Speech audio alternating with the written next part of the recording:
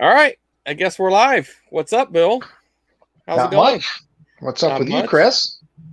Good to see Same you. stuff. Yeah. It's glad that you showed up early. Your normal 2 minutes before broadcast. Right on time. Right on time. That was good. Yeah. It's a normal hurricane right before broadcast every time here with the garage. Yeah, I can understand that. That sucks. You had some bad weather in your area and you had to rearrange your spot. So we're getting a different view of Bill's garage. You might see some weed killer, whatever that is back there. We got some paint on the left. Oh, you want to show the paint? Yeah. Yeah, we got the paint. We might as well show it because every time you move to the right of the screen, we see it. So might as well point it out. Get ahead of it. See, this I pulled out of my storage because it all has to go, the paint, but I can only drop it off 1 day a week, and you only get like 4 hours that one day to drop it off. Oh, it's very convenient. So I'm waiting for that moment. That's why it's all stacked here. Look at all this paint. It's a lot of paint. It goes back. I would bet your co-host Joe of the other show you do, one of the other 7 shows you do. I bet he probably just pours that right down the gutter, huh? Oh yeah. Yeah, it's just right down the gutter. At his neighbor's house. Yeah, of course. He ain't going to get blamed. Right, yeah, he's not going to get blamed. Yeah, so there's all kinds of stuff. You got my old, you have got to have a turntable in the garage. That's a turntable. That's like your starter or your inheritance from your parents or something? No, that was a yard sale, but they did have a Lloyd's like that when I grew up. Yeah. That's a Lloyd's. Nice little starter set going on there, and then you moved on to the real stuff. Yeah. That you probably never use. Yeah, okay. And then what I've done is I've picked up all the tiny piles you made me create. That's great. And I put them all on my workbench here. So here you can see all the Hollywood special tapes. Oh, yeah. And we have a Hitchcock pile. And a Humphrey Bogart pile. I'm glad you found the Hitchcock pile. You were a little nervous last show. Yes. And back there is all the Sherlock Holmes. Oh, God. And then you got 007 and some movie monsters. Yeah, those are good. Back here is John Wayne. Yeah, there was a lot of that. You got Clint Eastwood right there. Yep. And here is... No, these are Westerns.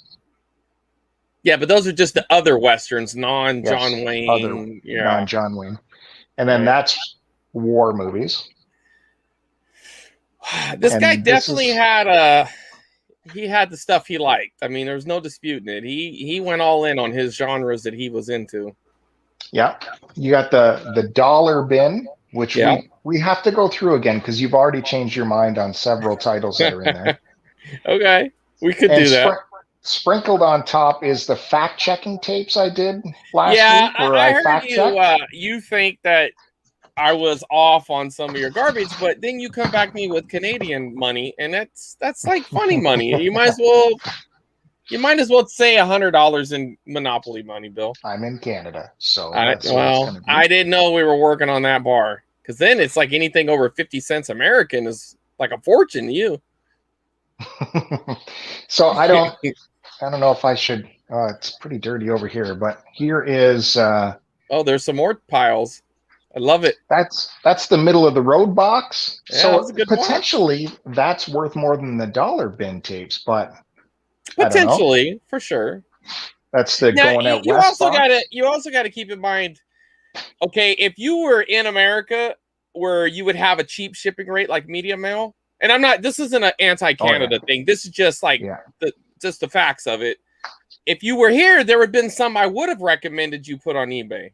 But I know in your area, it wouldn't work. You are not going to be able to ship a tape to America under, probably $20 or something and make it worth it for you. The weight would kill you. I know. So that's why some of those tapes were kind of like, I mean, if you were to sell it in maybe like a yard sale environment or probably more like a con game swap, tape swap kind of thing, someplace where you could take old stuff, I feel like you'll be able to sell those. On your eBay, it would, I mean, I don't know, man. Maybe you're Kijiji, but it seems like Canadians aren't as into VHS as Americans, though. It's not happening yet, for sure. Right. I do know some who are into horror, but I mean, I think that's kind of a universal collector thing now. Mm-hmm. Yeah. You got the Going Out West box here. It's precariously on the corner. That could go at any time. Yeah. So. Yeah. If we hear a big crash, we know what happened. And then the Showstopper box is underneath all that. That's a good box. And then you have some tree fertilizer spikes. These are really good too. Oh, okay. It's a good snack. I could use that. And we got some kids movies, Christmas movies there. And yeah, that's where we're at so far. Well, I think we got a good thing going on here, man. You definitely got to segregate it in the best way. At least it's got its maximum potential to sell by the way it's been segregated. That's true. But like you said, shipping will work against us. Yeah, sure. that's going to be rough for you. Anything involving online or shipping, it's going to be rough. Mm-hmm. Well, welcome everyone to the show. Thanks for joining us on the VHS show. I do not see the chat because last week I had a separate device going to show me chat. And I think that caused a lot of the picture problems. So I didn't do that this week. We leave it up to the director, producer, analog legend, Chris Roberts, to manage the chat and put it up when something is interesting on there. Or he'll relay the info. Yeah, either one. I'll either read it to Bill or I'll just click this little fancy button over here that'll put it on the screen. I don't get this mobile phone layout of StreamYard because to the right, I have a thumbnail of myself that I see already. So that's redundant. And then it says you're in the show. Why not put the chat there? Yeah, what am I missing? I don't know. I've never done it through the phone. I did it. Actually, I take that back. I did it the one time when I called in. Well, a couple of times when I called in from the road. But I think I did it through Safari, which might be a little different than what you're going through. You're probably going through Android-based, right? Chrome through Android. Yeah, Chrome. Yeah. So I don't know what it looks like. I know what it looks like on my computer, and that's about it. So. All right. So welcome. Hit the subscribe. Hit the like button. Do we have anyone here yet? Well, we had someone pop in and pop out, and it's a little early, so we'll just and we get replay views, obviously, because I've seen some of our views, and I've never seen that many in the chat at one time. So obviously, there's a little bit of after hours replay value to this. Not so much the vinyl show, but we're working on it. Look these are all the notes I took of fact checking Chris Roberts on eBay right there. Just go ahead, just fold those up. And so if you want to play the game, you can put that in the paint box over there. Like what? You wouldn't believe it. All right, let's see. The Egg and I. Chris Roberts said throw it out. $10 right there. Yeah, but is it though? $10 shipped? Well, I can't look that up because it's sold for $10 and it says shipping to me is this much. It doesn't say what shipping to the buyer was. So we don't know that. See, that's going to be the problem for you though with some of those. That's a very niche tape that I'm shocked that it ever sold for $10. I mean, the only thing I can see is it is an MCA release. So, I mean, it has a little bit of credibility to it, but I just don't see you selling that. Well, you're missing it. It's Ma and Pa Kettle collection. Yeah, again, all the people who used to watch Mom, Pa Kettle are either in a retirement home or in the grave. Well, it's sold for $10. There's nobody under 95 that watched Mom, Pa Kettle. So Chris Roberts would have had the super chat, the difference between what $3 and $10, something like that. Guess nobody noticed though. Maybe we should say we're sending it to charity, and then we'll. Well, you could do that.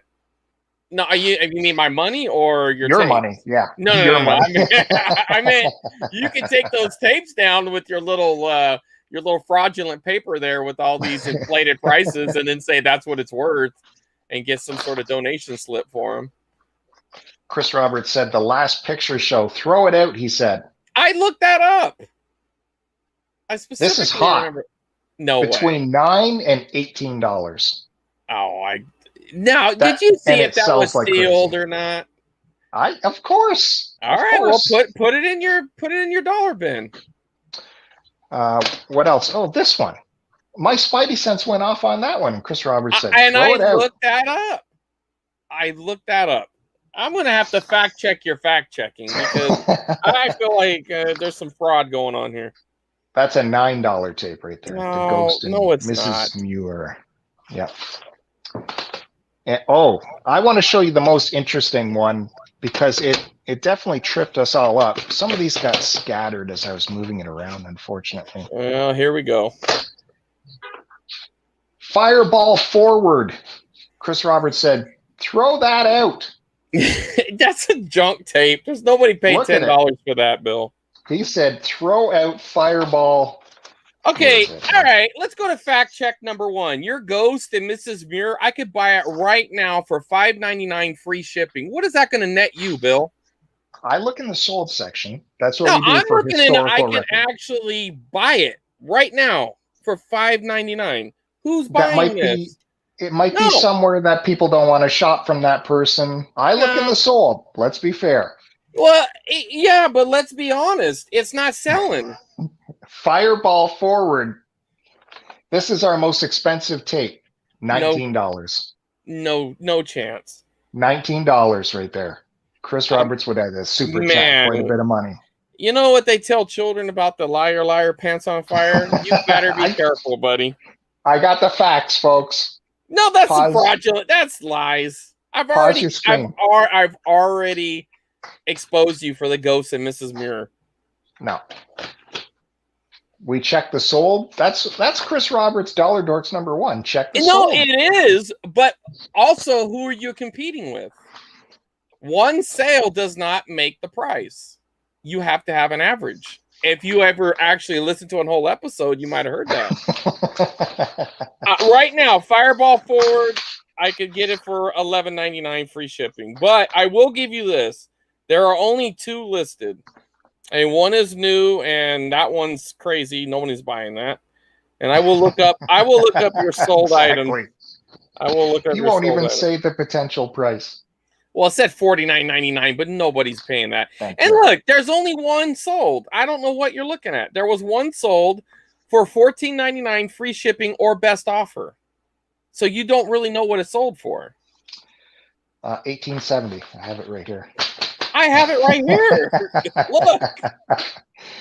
$14.99 or best offer. The point was, it was not garbage. It's $18.70 Canadian, though, right? It's not garbage. So, chat, you guys could have totally made a ton of money off Chris Roberts for this if you'd have no chance. What about all the good stuff I pulled for you that's going in the Chris Roberts pile? Hey, you didn't actually point out that pile. What happened to that pile?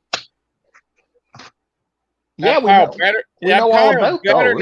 That pile better not have got mixed in with anything. I can't find the tape, but there was another movie called Straight Jacket. See, I think that's fake. I've never seen a Straight Jacket movie. Now, no sold, but it's listed only between $23 and $32. What does that mean? No, it's not. You said go look at the listings, so that's the listed price. It is. You look at listings and you look at sold, and then you compare. Well, I can't find it, but Straight Jacket it doesn't exist. It's another big one in there. No chance.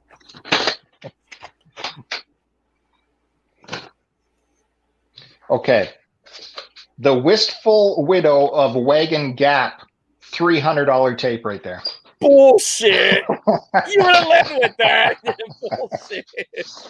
I would have been hearing about that for last week and a half. There's no chance.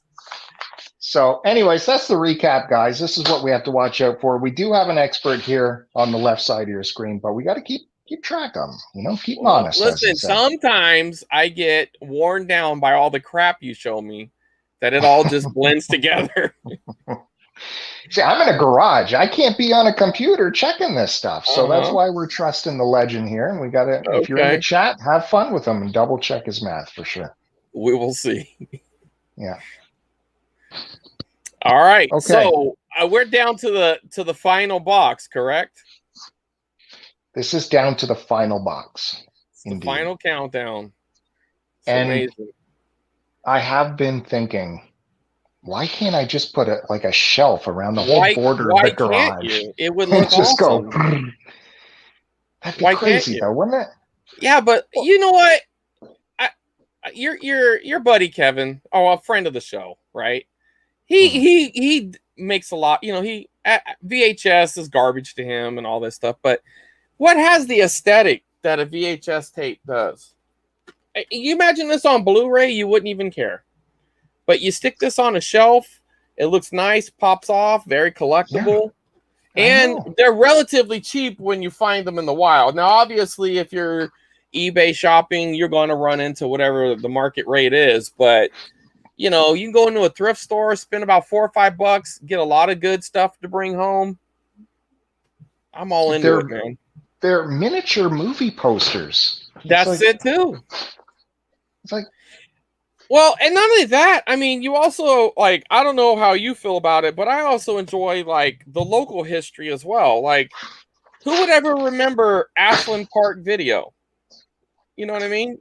This is just, this is dead to time. The only thing that keeps it alive is this sticker. That's it, on this one. And then sometimes you'll run into it where you'll see that it got sold to another video store, like my Halloween H2O around here. And they'll have multiple stickers from other stores. It's just like a local history, man. And that's weird. I appreciate it. Yeah, one store must have bought out another, or maybe it was a sister store and that one went under, something like that. But I have one that has a Fresno label and then a Parlier label, which is a little local town near Fresno. And I can't see it offhand, but it's pretty interesting to me, and I like it. So somebody's got to preserve this stuff, Bill. Okay.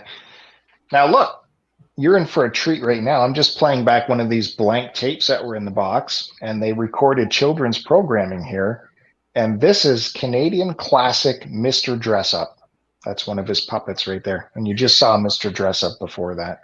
I don't know if people can see that. It's a little washed out from your lights. The recording is horrible. But yeah, but you can see some of it. I think if you turn it a little bit to shift it like this a little bit, that's probably a little better. There you go. Look for Mr. Dress-Up here in the background as we talk. So is that a show that you used to watch when you were a kid? Yeah, probably. He had a tickle trunk. Mr. Dress-Up with a tickle trunk? Yeah. Is he in prison now, or what's going on? He's a broadcasting legend. They named a whole building after him. Can you imagine trying to sell that show in today's, we got this kid show, Mr. Dress-Up. Yeah. Okay, tell us more. Well, he's got a tickle trunk. You're like, no, wait here. Authorities are on the way. Yeah. He had a couple puppets named Casey and Finnegan, if I'm recalling. Well, yeah. I mean, that's when I was a kid, we had all of maybe 5 channels, if we were lucky, that we could pull in from the antenna. And that show was on the channel that came in perfect every time. So whether I liked it or not, I had Mr. Dress-Up to watch. Yeah. Yeah. Yep. Right. That's pretty cool, man. Well, is there anything you want to start us off with? Any exciting news? I got a couple of pickups. I won't go through all of them now. I'll tease them a little bit through the show, but I'll just show the tape that I was showing the stickers from. But you ever see Cloak and Dagger? No. Never saw it. It's a show that's on now, isn't it? Well, I don't know about that, but this was a movie. And it had Henry Thomas in it, the kid from E.T. I actually ended up finding another one too. This one I found a few weeks ago, but since I'm showing part of the Henry Thomas collection. Yeah. Matt was really our buddy Matt. And apparently this movie made a big impression on him as a kid. I remember seeing it I think once, because anything that had Elliot, from E.T. in it, I would definitely check out. But pretty cool, pretty decent shape. No real brand on the release, which is usually suspect. But man, it's great cover art. Of course, they they really wanted you to know that it was Henry Thomas, the star of E.T. I always thought like E.T. was the star of E.T., but yeah. I mean, I guess when you're trying to sell a movie, you're going to say what you got to say, right? I guess he had the biggest part. Did he though? I mean, the second biggest part. You take him out of the movie, there's still a movie. You take E.T. out of the movie, there's no movie. Well, you can't really. E.T. didn't like get on the daily schedule. The probably number one actor did. Yeah, maybe. E.T. Anyway, wasn't getting an Oscar. No, but he should have, because let's be honest, that was what everybody went to see. But this is about a kid who has an imagination, or what do you call it? Imaginary friend, and turns out like he's a super spy. And I can't remember if the spy actually became real or something like that. But anyways, there ended up being some like espionage in this. But it's cool. It's a little old school MCA release with one of the older logos, which is always pretty cool to see. Anyway, not worth. I don't know how much it's worth, but it's worth a lot to me. And it definitely will go into a place of prominence, probably somewhere down there. But it might make the wall. And I'll show. Well, I guess I'll just show this. What you're supposed to lead with the story, right? So I found this. It's not a tape, but it's kind of tape related. And this really got Bill all worked up. Yeah. You're all pissed off and jealous.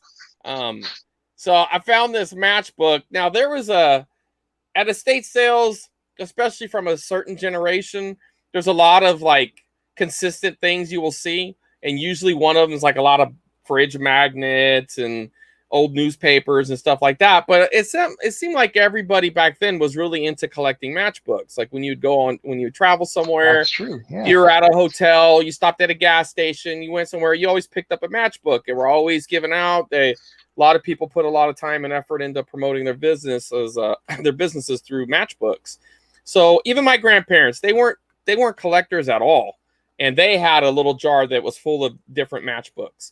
So I don't even know how. It was like a beam of light shot out of it, and I was like, "Whoa, wait a minute, what?" And I dug through it and I pulled it out, and I found this. That ain't worth a lot, probably about $10, but it's an original 1979 matchbook for promoting the movie Alien, and you can even send away for a mail-in shirt. And these were true collectors. They didn't use any of the matches; they left them as is. Yeah. So, and then while I was digging through it, I found this was just randomly sitting on the table too, and I thought, hey, wait a minute, I think that'll fit. And look at that! And I got me a little acrylic case to hold it. I'm going to start my own grading service, just like all those video game services. So if you want to send in your matches, I will grade them. I will put a real microscopic grade right here on it, and I will charge you about $80, and I'll send it back to you, and maybe you could sell it. What do you think of that, Bill? Yeah, seems fair. My retirement plan. Yeah. So that match, you just like palmed that and then walked away? No, I would never do that.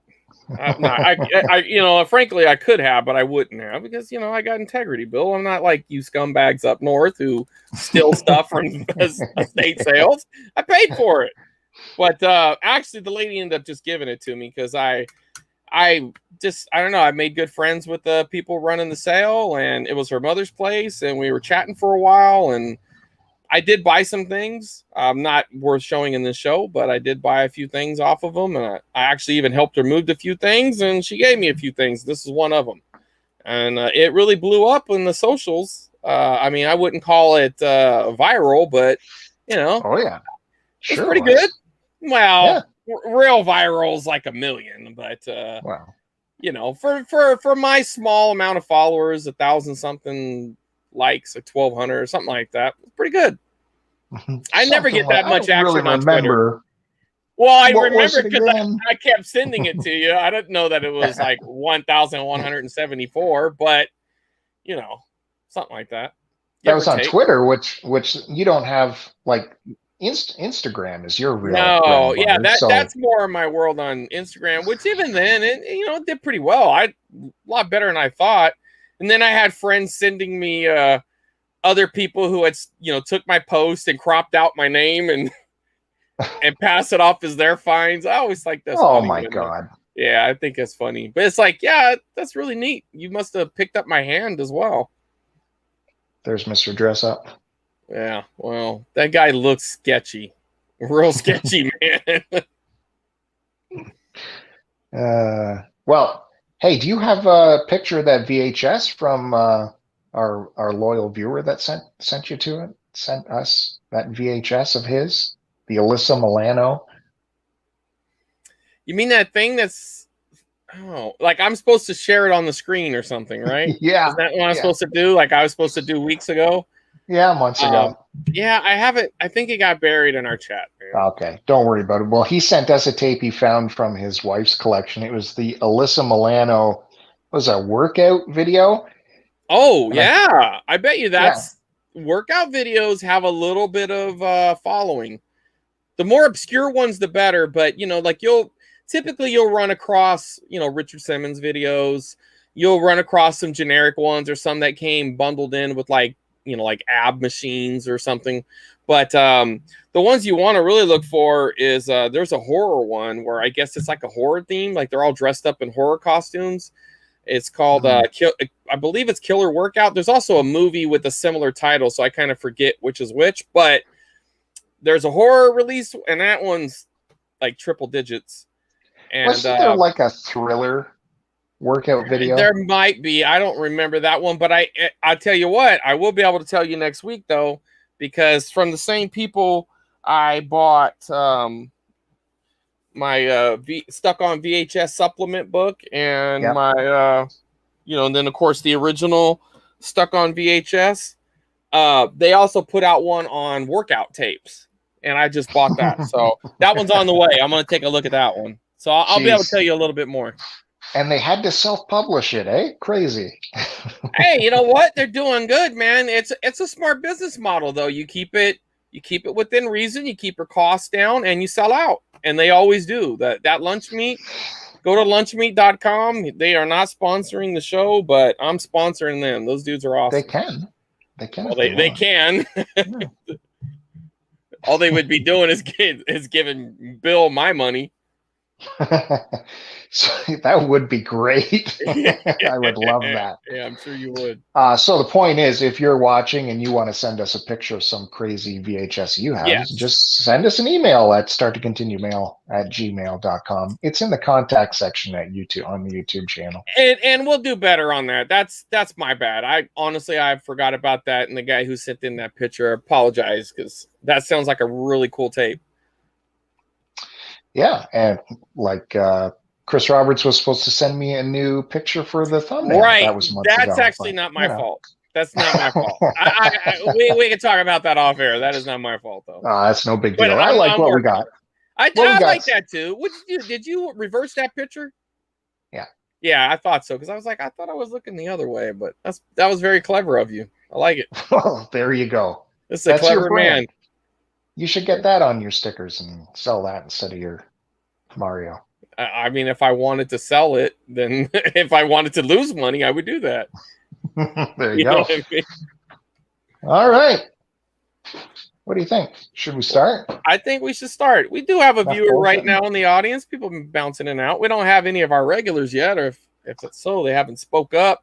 Matt Bandy. All right. What's up? Oh. Damn it. I know. Jeez. That's shocking. I can't believe Matt's not in the chat already. Oh, that's okay. Then there's no negative comments coming my way yet. Well, but that's what I need. I need him to write garbage so I can continually highlight that every time you get happy about some random tape. I got to get the garbage box here close. Yeah, that you got to get close. That's what we need. You sure you don't need a dolly for that, Bill? Pretty much. And I'm looking at the garbage bin, and I question again, like How the West Was Won. No way. The Killing Fields. Nope. Goodbye, Mr. Chips is in there. No. Manchurian Candidate. I looked it up, man. We got to go with the shipping. It's 0. Yeah, I know. It sucks. The Charlie Chan, which was very. In all honesty, though, I do think, that one I was surprised. I thought that would be worth something because with the racial angle. I do think you could probably just box that whole box up, your garbage box, and somebody would come and buy it. If you threw that up on your Kijiji or whatever your version of OfferUp is there, someone probably would come and get that. I did that after our first episode, our first garbage box. No. Yeah. No. First I had it for $10 and then I put it for free and still nothing. Still nothing. Wow. Yeah. And then I put it out to the road because we had one day in the summer is like an official put your stuff out to the road for free day. Yeah. I forget what they call it, Free Cycle Friday or whatever. So do you go lurking around? Not if it's on a yard sale day, I'll keep my eyes more. Man, that seems like a great day to pick up some old CRTs. Yeah, I haven't seen. Yeah. That's what I'd be hunting for on a day like that is old CRTs, because people haven't got wise to the fact that people are willing to pay a lot of money for those. I mean, a lot, relatively speaking, but a lot more than they would expect. Like I picked up a Panasonic yesterday for about $10, and that thing sells for over 100 consistently on eBay. Now, granted, that is with shipping, so probably about 30 to 40 of that would go towards the shipping, but nonetheless, that's still a lot more than I think most people would expect. I wouldn't sell it through eBay. It would be something I'd mostly try to sell locally or whatever. I'm going to take it with me to a buy and sell trade event coming up next month. I think it's next month. I plan on taking some CRTs, some oddball stuff, but yeah. And you always want to look out for the ones that have the built-in VCRs, because if they work, those are easy sellers. At least they are in my area. All right, go ahead. You done? I see you tuning me out. Go ahead. Go to your tapes. No, Let's see what I just heard banging out there, so curious what's going on. But we'll start things off big with a Spidey Sense tape.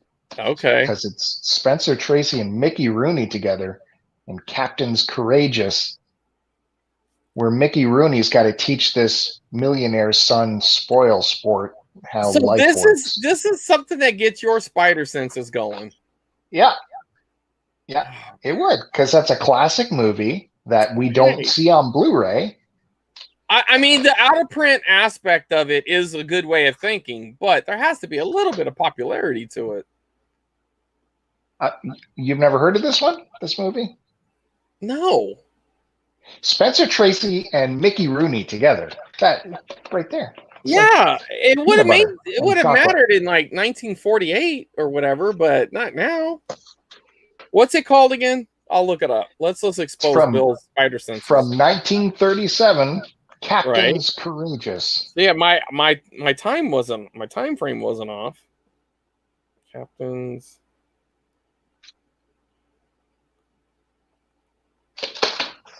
All right, let's see what happens. Yeah, $8 tape probably. You think so, huh? Yeah. $8 is what you're going. So now, if you're wrong, then you'll buy one of my stickers, and I'll send that out. Is that right? Yeah. Apparently, I got to buy them. Apparently. I thought I sent you one. I sent you the old one. I haven't sent you the new one. Well, we're working on a deal. There'll be some. I'll send you a couple of them, and you can stick one somewhere at your work. You guys got an area where a lot of weird shit is? No. Oh. They're pretty straight there. They're pretty straight. That's lame. Yeah. All right, listen. One did sell for $5 plus $2.89 shipping, but it does have a best. But it does have a best offer feature. So when I see that, I usually think probably it went for $3. If I had to guess, I would say it sold for $3, but it was probably about a $5 value complete. And if you throw in the fact that they paid tax, probably about $6.50. But again, you can't even ship it for $6.50, Bill. Point is, that's US, Canada, $8. Right. I was bang on. Yeah, but we're not doing that. We're going American rates here, Bill. I'm hosting the show. We're on American dollars when I'm the host. This can at least go in the dollar bin then, right? If somebody no way. You know what? I will tell you though. I am shocked to see this. I will give you some credit here. one actually without the case sold for $7. I can't even get that in the screen well. Look at that. Yeah. Thank you. Plus $2.89 shipping. It got one bid. Okay, Bill. Well, I mean, looks like you're gonna make a fortune off of that one. Was that what release was that though? Was that MGM? Pull out the tape. It's MGM Turner. Let me see the tape though. Yeah, that's the right tape. Well, it's not the same tape, but it's the right company. This one has a different label. Look at here, Bill. It has a different. Oh yeah, it's horizontal. Yeah. You know what I thought?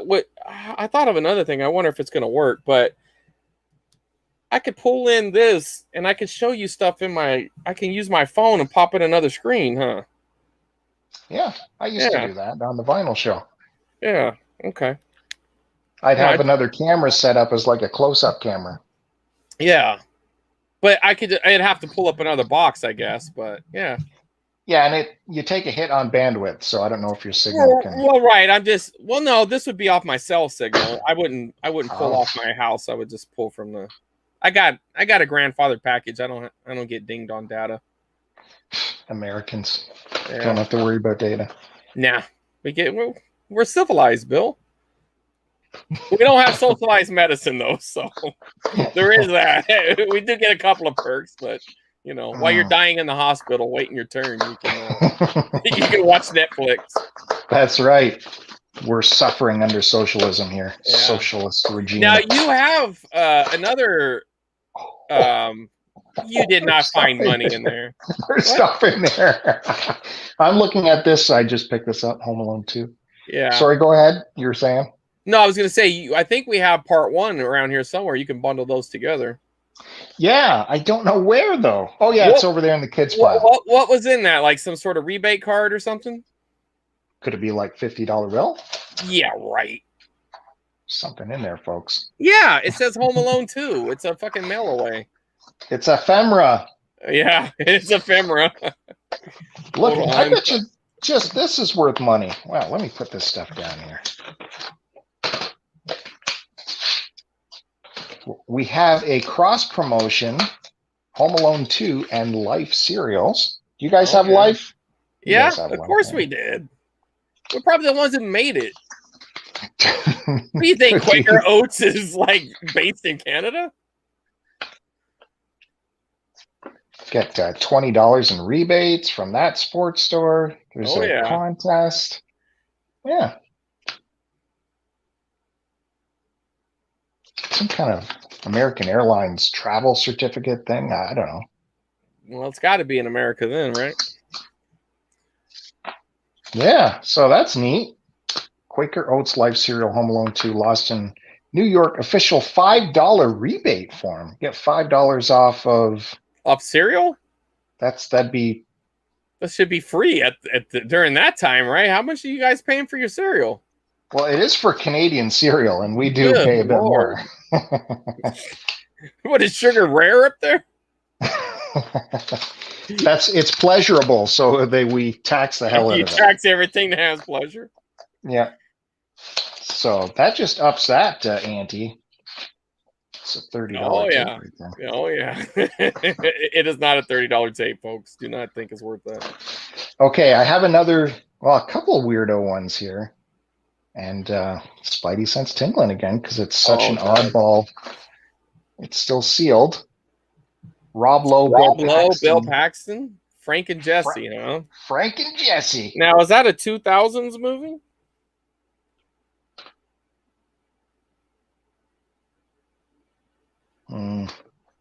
I don't. It's still. It doesn't sealed. Did I mention that?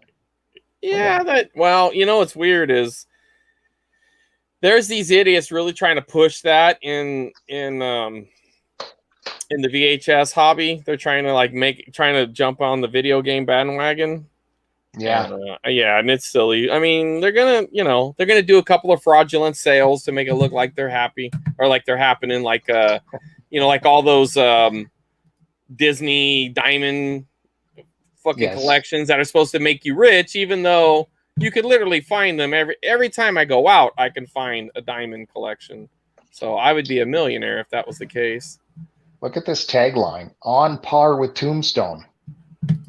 Well, it sells for about not much. Let's see.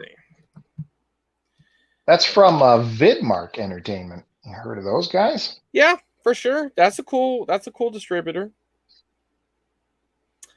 Well, one sold for $3. Well, this none new. Well, here's a new other, which means it's been open, which is a bullshit name. But there is one with that exact same cover sold for $3 plus $2.89. They were trying to sell it for $5 for the longest, and they cut it 40% off and finally sold. So I don't know. You could put it in your dollar bin. Well, it goes with the Westerns, right? No. Yeah, I mean, I would think so. It seems like an easy sell for Western buyer, I guess. Ray Liotta and Linda Fiorentino in Unforgettable. Look at the shock. Boy, that is unforgettable because I don't even I can't forget you. See, his eye is right where her eye would be. Yeah, no, it's very clever. Oh, that was very clever. No, I like that. It's a good catch. Another oddball movie here. That's from Dino De Laurentiis. I have no idea who you're talking about. Is that the director? No, it's a producer. Yeah, he's behind like Predator and okay. Huge movies from the 80s. The Dino De Laurentiis. Well, I'm sure for some people, the producers usually don't resonate with me as much, obviously, as directors. So those guys who they fund the movie to get their name on the movie don't really stand out to me, except for like the Weinsteins. Mm-hmm. So they were all over everything at Miramax. Not going to look that up. Unforgettable. I mean, I'll do it, but I think we're just wasting time here. Why doesn't he look these up when we're talking? What's he doing, folks? Because my instinct, if I was at a store, I would just go right past it. I wouldn't even look twice at that movie. As a matter of fact, that when I put it in, that's not even the first one that comes up. It doesn't even come up at all. It's called Unforgettable, right? Yep. Yeah. No worries. We'll ditch it. It's fine. That's weird though. Usually there's always a listing somewhere, but I don't even see one. Can you do me a favor? What would be the favor? Put yourself full screen. Talk to the audience for a minute. I have a banana bread I have to take out of the oven. Only on the tape show. Go ahead. Go ahead. my kid left. All right, I'm still listening to you. Well, we don't really need you. All right, so here's one that there's a really big lot I picked up one time at a thrift store. Matter of fact, it was the best lot I've ever picked up in my life. But sometimes some of the ones slip through the cracks. And I must have, when I got home, I was just so hyped up about all the horror tapes that I got that I must have stuck this. Bill, we can still hear you. I'm going to mute you, buddy. Let me know when you're back. I'm just grunting. Yeah, but it's too much. All right, you're muted. Okay, so it's like one of those underrated. I don't know. I guess it got 3.5 ratings at the time, but one of those forgotten John Carpenter movies. It's Assault on Precinct. I don't know why I can't speak. 13. So look at the. I love the way they just, how you get the little blurbs about the movie, the little synopsis. It's all Los Angeles, the ghetto. 4 gang members swear a blood oath on vengeance after a brutal police assault. Still seems relevant, but I mean, the ghetto. Like, what the fuck? But anyways, I'm gonna watch this later. I plan on watching this and that.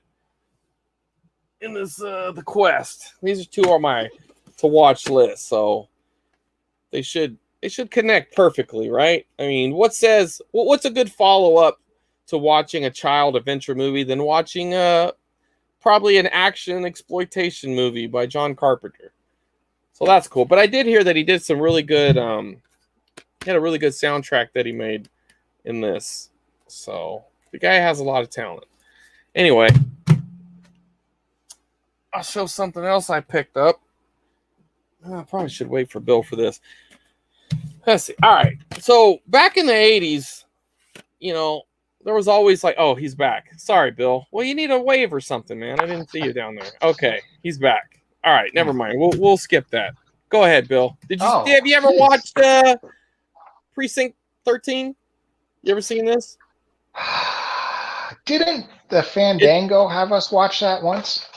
It's a riveting thriller. I don't know. I think so. I don't want to be insulting, but I don't keep up with the film dingo. After I was on there, and I just, man, you know, Kevin with his opinions on movies, I don't like the frustration of it all. That makes sense. No offense. I mean, you know, it's like life is short. Why am I going to frustrate myself by listening to a critic that I completely disagree with on almost every point? Up next is Judy Holliday, William Holden, and Broderick Crawford in Born Yesterday. Man, it'd have to be Born Yesterday that brought that home. Guess that's going to go into your classic Hollywood box, huh? Oh, no. That's your garbage pile. Yeah, that's a different classic Hollywood.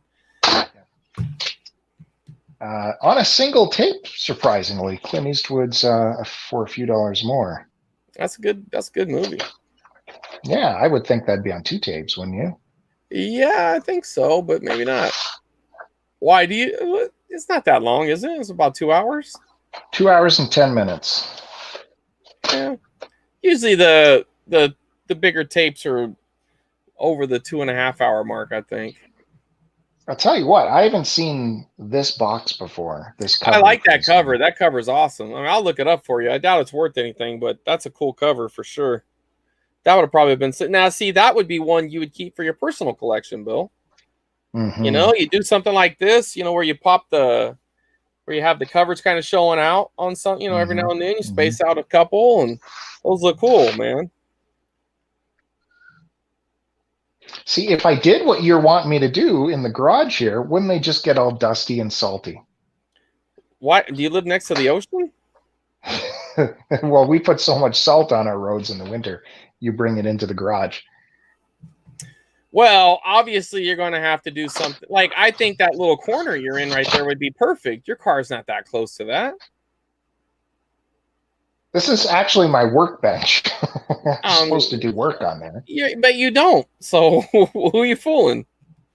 And all the shelves are filled with, you know, your cleaning stuff and car supply stuff and all that. Yeah, but you take all that crap and you put it in the other area that would get all your salt and your debris. And then you put your good stuff there, because that seems like it's tucked back a little bit, unless I'm misjudging the space there. No, it is. Yeah, I'm standing in the proper garage, and then this is like an extra nook. That would be a perfect little spot. You put a couple CRTs up there, you put a couple of VCRs. When you're messing around in the garage, you slap a little movie on. That would be a cool setup, man. I used to have a TV out here, but then I got rid of it. Well, I mean, once they stopped broadcasting on analog, I can understand why, but you could still play VHS and even get yourself a DVD player out there. It'd be fun. Yeah, your tape, one of them sold that same cover. Says $7.50 free shipping, but it had a best offer with the line through it, so I'm guessing it went a little cheaper. Another one sold for $6 free shipping. But, you know, that's not bad. It's not great. You're not going to make any money in Canada off of it, but... Holy mackerel. My Spidey senses are going crazy with this box. So many Spidey sense movies. I'm going to get carpal tunnel from looking up all this crap. When I was double checking your work, I'm like, I could pull this up in 3 seconds. What takes Chris Roberts so long? You cannot pull it up in 3 seconds. Well, on a keyboard. Get your phone. Well, I'm not on a keyboard. I'm on a phone. What are we doing this on? I'm looking it up through my phone. You want me to pull up another screen and take you off? I'm a host. I'm hosting what's in front of me. Yeah, multi-tab and stuff, you know? Well, yeah, and that's why your signal goes to shit every now and then, because you're messing around on the internet. Stay focused, man. Oh, I don't do that. You definitely have a couple computers in that house here or so. Yeah, but they'll be pulling off the same internet, dude. Look at this. What's that? That's Jack Nicholson. Look at that. And Harry Dean Stanton. It's produced by Jack Nicholson. Right in the Whirlwind, huh? I had never even heard of that. Fast-paced. Western action.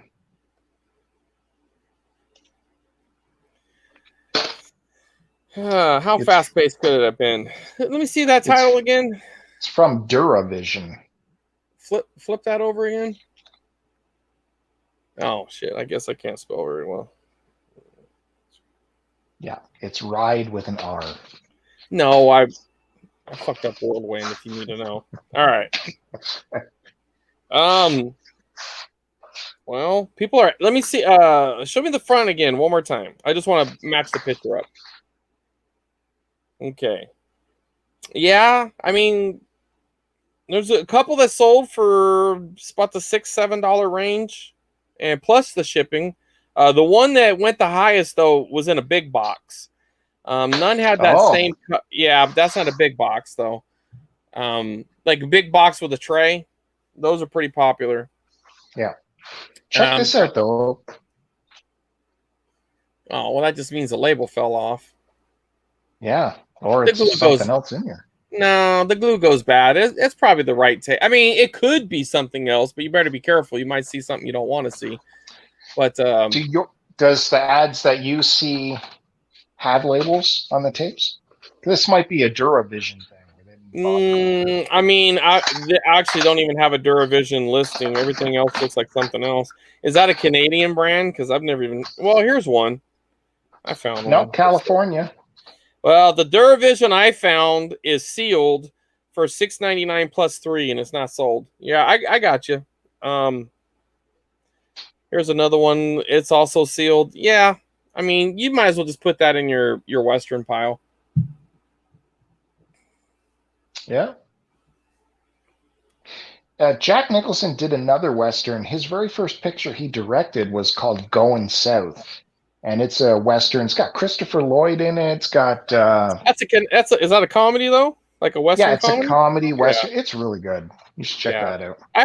I saw it as a kid. Some one of the movies I think my dad watched. Okay, we got Fisher King. Yeah, doubtful. Oh, blank again here. Man, that guy did not take care of his stuff. Cheap glue, man. Let's just double check that. That appears to be that. You better be careful. You might lose your channel. Lose the channel? Are they that strict? If some porn popped up, yeah. You better block the set. It's in the middle there too. Okay. Is that a good part? Yeah. Yeah, I would block that set first and see what you see. Well, it's at the end of the movie. I got to rewind it. Oh, great. So while that's rewinding, more for the Clint Eastwood pile, Box Office Hits Edition, Line of Fire. Oh, yeah. Big Line of Fire. Clint Eastwood.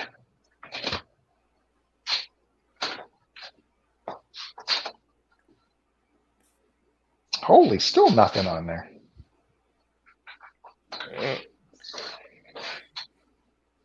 Sodom and Gomorrah.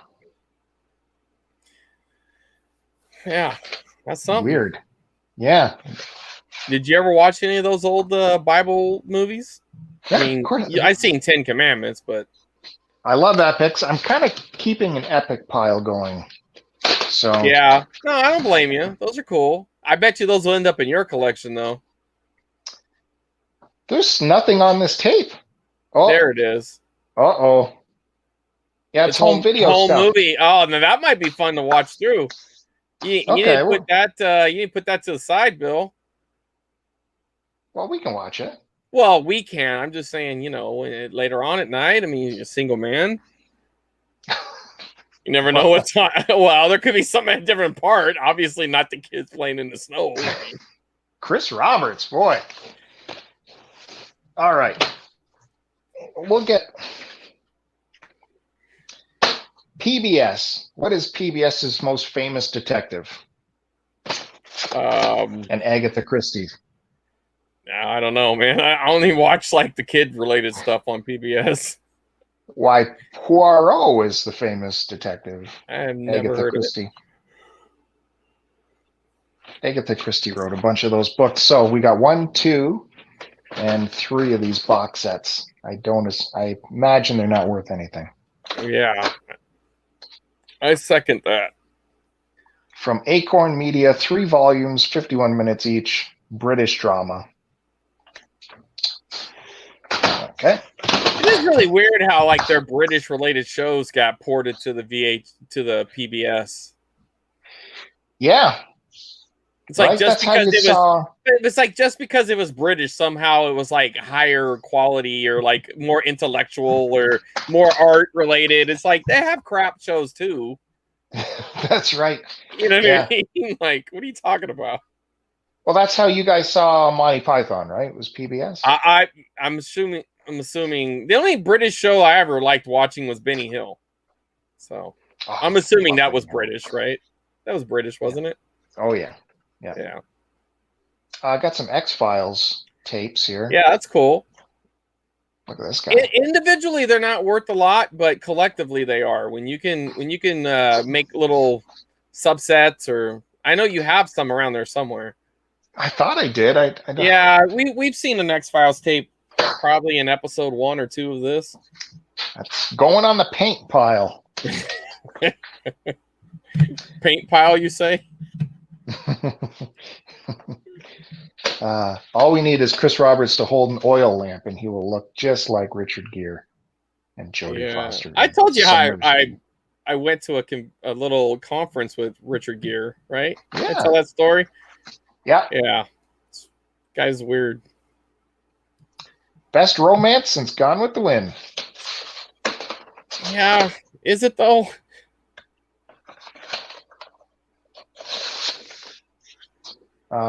That's garbage. Yeah, I would imagine. We got some Snatch Adams right here. Well, I mean, Patch Adams. Yeah, you might get $1 for that. Really? That gets... Maybe. I don't know. Maybe. You know what we should make though? Not rewind. No. A Robin Williams file. We can't make a Robin Williams file. It's too late. Oh man, you're lucky Miss Lola Bob's not here. She would have totally agreed with me on that. Well, I remember this movie. It's not a fun movie. It was Not Without My Daughter. Oh God, is that like a Sophie's Choice kind of vibe to it, or what? No, Sally Field marries this like Iranian dude or whatever, and he decides he's had enough with her and takes, his child, her daughter, with him back to Iran or wherever he's from. And so the whole movie is her traveling there trying to get her daughter back. Well, I'm sure it's a very thrilling movie. Because under their local law in Iran or whatever, he had complete right to the child, right? Where the woman has no right. So, yeah, it's tough watch. More Clint Eastwood. I got 2 Dirty Harrys here to show you. Oh, nice. Now, we didn't make a separate Dirty Harry pile, right? We just made a generic Clint Eastwood pile. Right. It's all in the Clint Eastwood. Well, you might want to rethink that one. Yeah, totally. Sudden Impact and the first Dirty Harry, right? If it just says Dirty Harry. Rated R.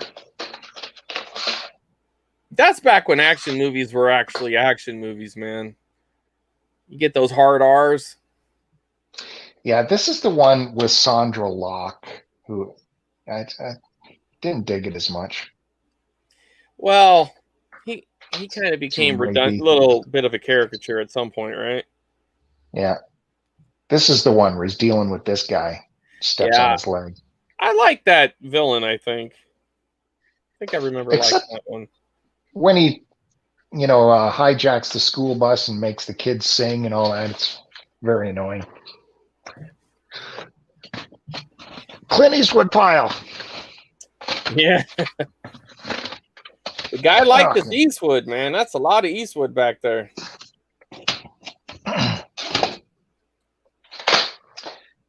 I love this movie because I like my Peter Sellers. Shot in the Dark. Shot in the Dark. Yeah. I don't know, man. Pink Panther is kind of where I ended with them. This is. And you know what? That strange thing about Pink Panther is when I was a kid, the only thing that suckered me in was those Pink Panther. What were they? What's the shit you put? The stuff you put in your ceiling. Well, my clock in your wall. Insulation. They used to. Okay. Did you used to see those Pink Panther commercials? There was like a brand, I guess, was called Pink Panther, and they always had the Pink Panther on it, laying down that stuff. And I remember when I watched that movie and the beginning started, and there was the Pink Panther in like the beginning part, but then there was no Pink Panther, like no cartoon. And I remember thinking, like, what the hell am I watching here? Yeah, exactly. This is Clouseau. It is excellent. It is. Yeah. It's fun and a good watch. Probably so that's in the Pink Panther universe. Yeah, I didn't know. This is Clouseau. This might be the first Clouseau, actually, Shot in the Dark. No, it's the sequel to the Pink Panther. So that Pink Panther and then this one. It wouldn't have been the return to the Pink Panther, wasn't the sequel? That was like the third or something. Third or fourth movie, huh? But so what do you think? Anything on that? I doubt it. But go ahead, set it to the side. What is this? Shot in the Dark? A Shot in the Dark. Give me a second. I'll look it up, but I seriously doubt it. Shot in the Dark.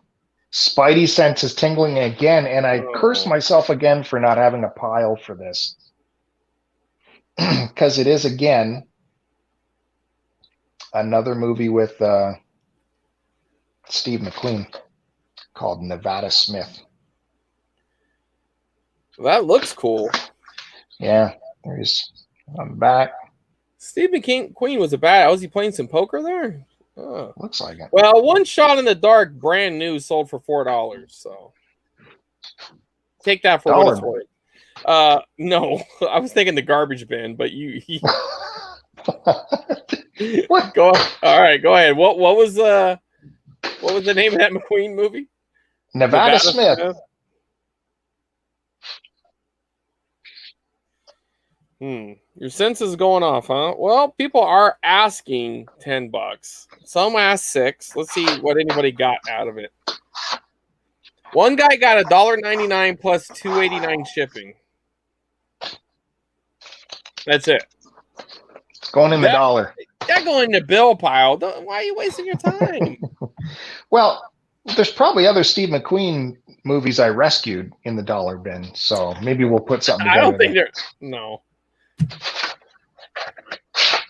Braveheart got the double tape. I see that every single time I go out. That and Titanic. They must have made 10 billion copies of those movies. Yes, for sure. I mean, I could see throwing that. I wouldn't put it in the garbage. Someone might pick that up. $1, I'd put that in your dollar box. But I mean, I would not be surprised if you never sold it. Yeah. Shawshank?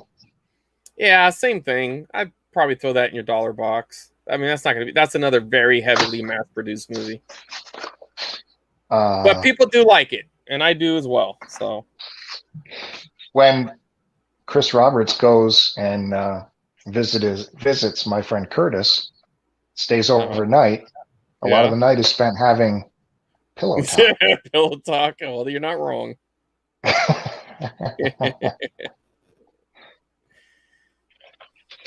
That's Rock Hudson and Doris Day. Look it up. No, Pillow Talk. Look at this great label.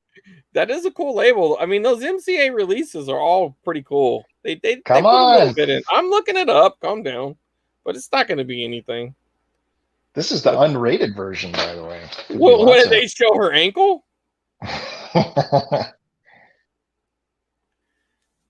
Can you imagine what the unrated version consists of over there? Yeah, it's not worth anything, Bill. Okay. One sold for $1.95. One sold for 99 cents. It got one whole bit. What? Can you guess what movie this is by the tagline? All right, let's hear it. Oh, the best weapon yet? That's probably Lethal Weapon 2. Number 3. Oh, good Lord. See, that's such a lie. Throw that in garbage.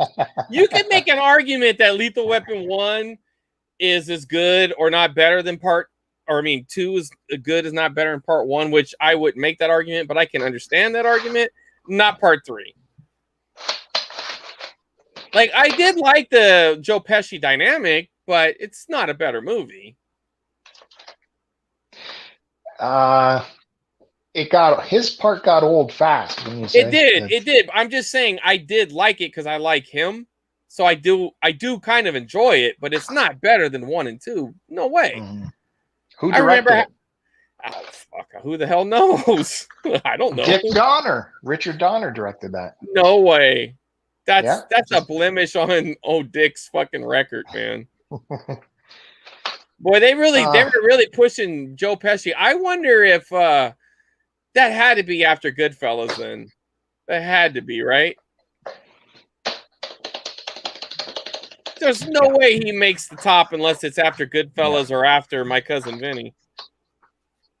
I got to set it aside in case the other Lethal Weapons show up.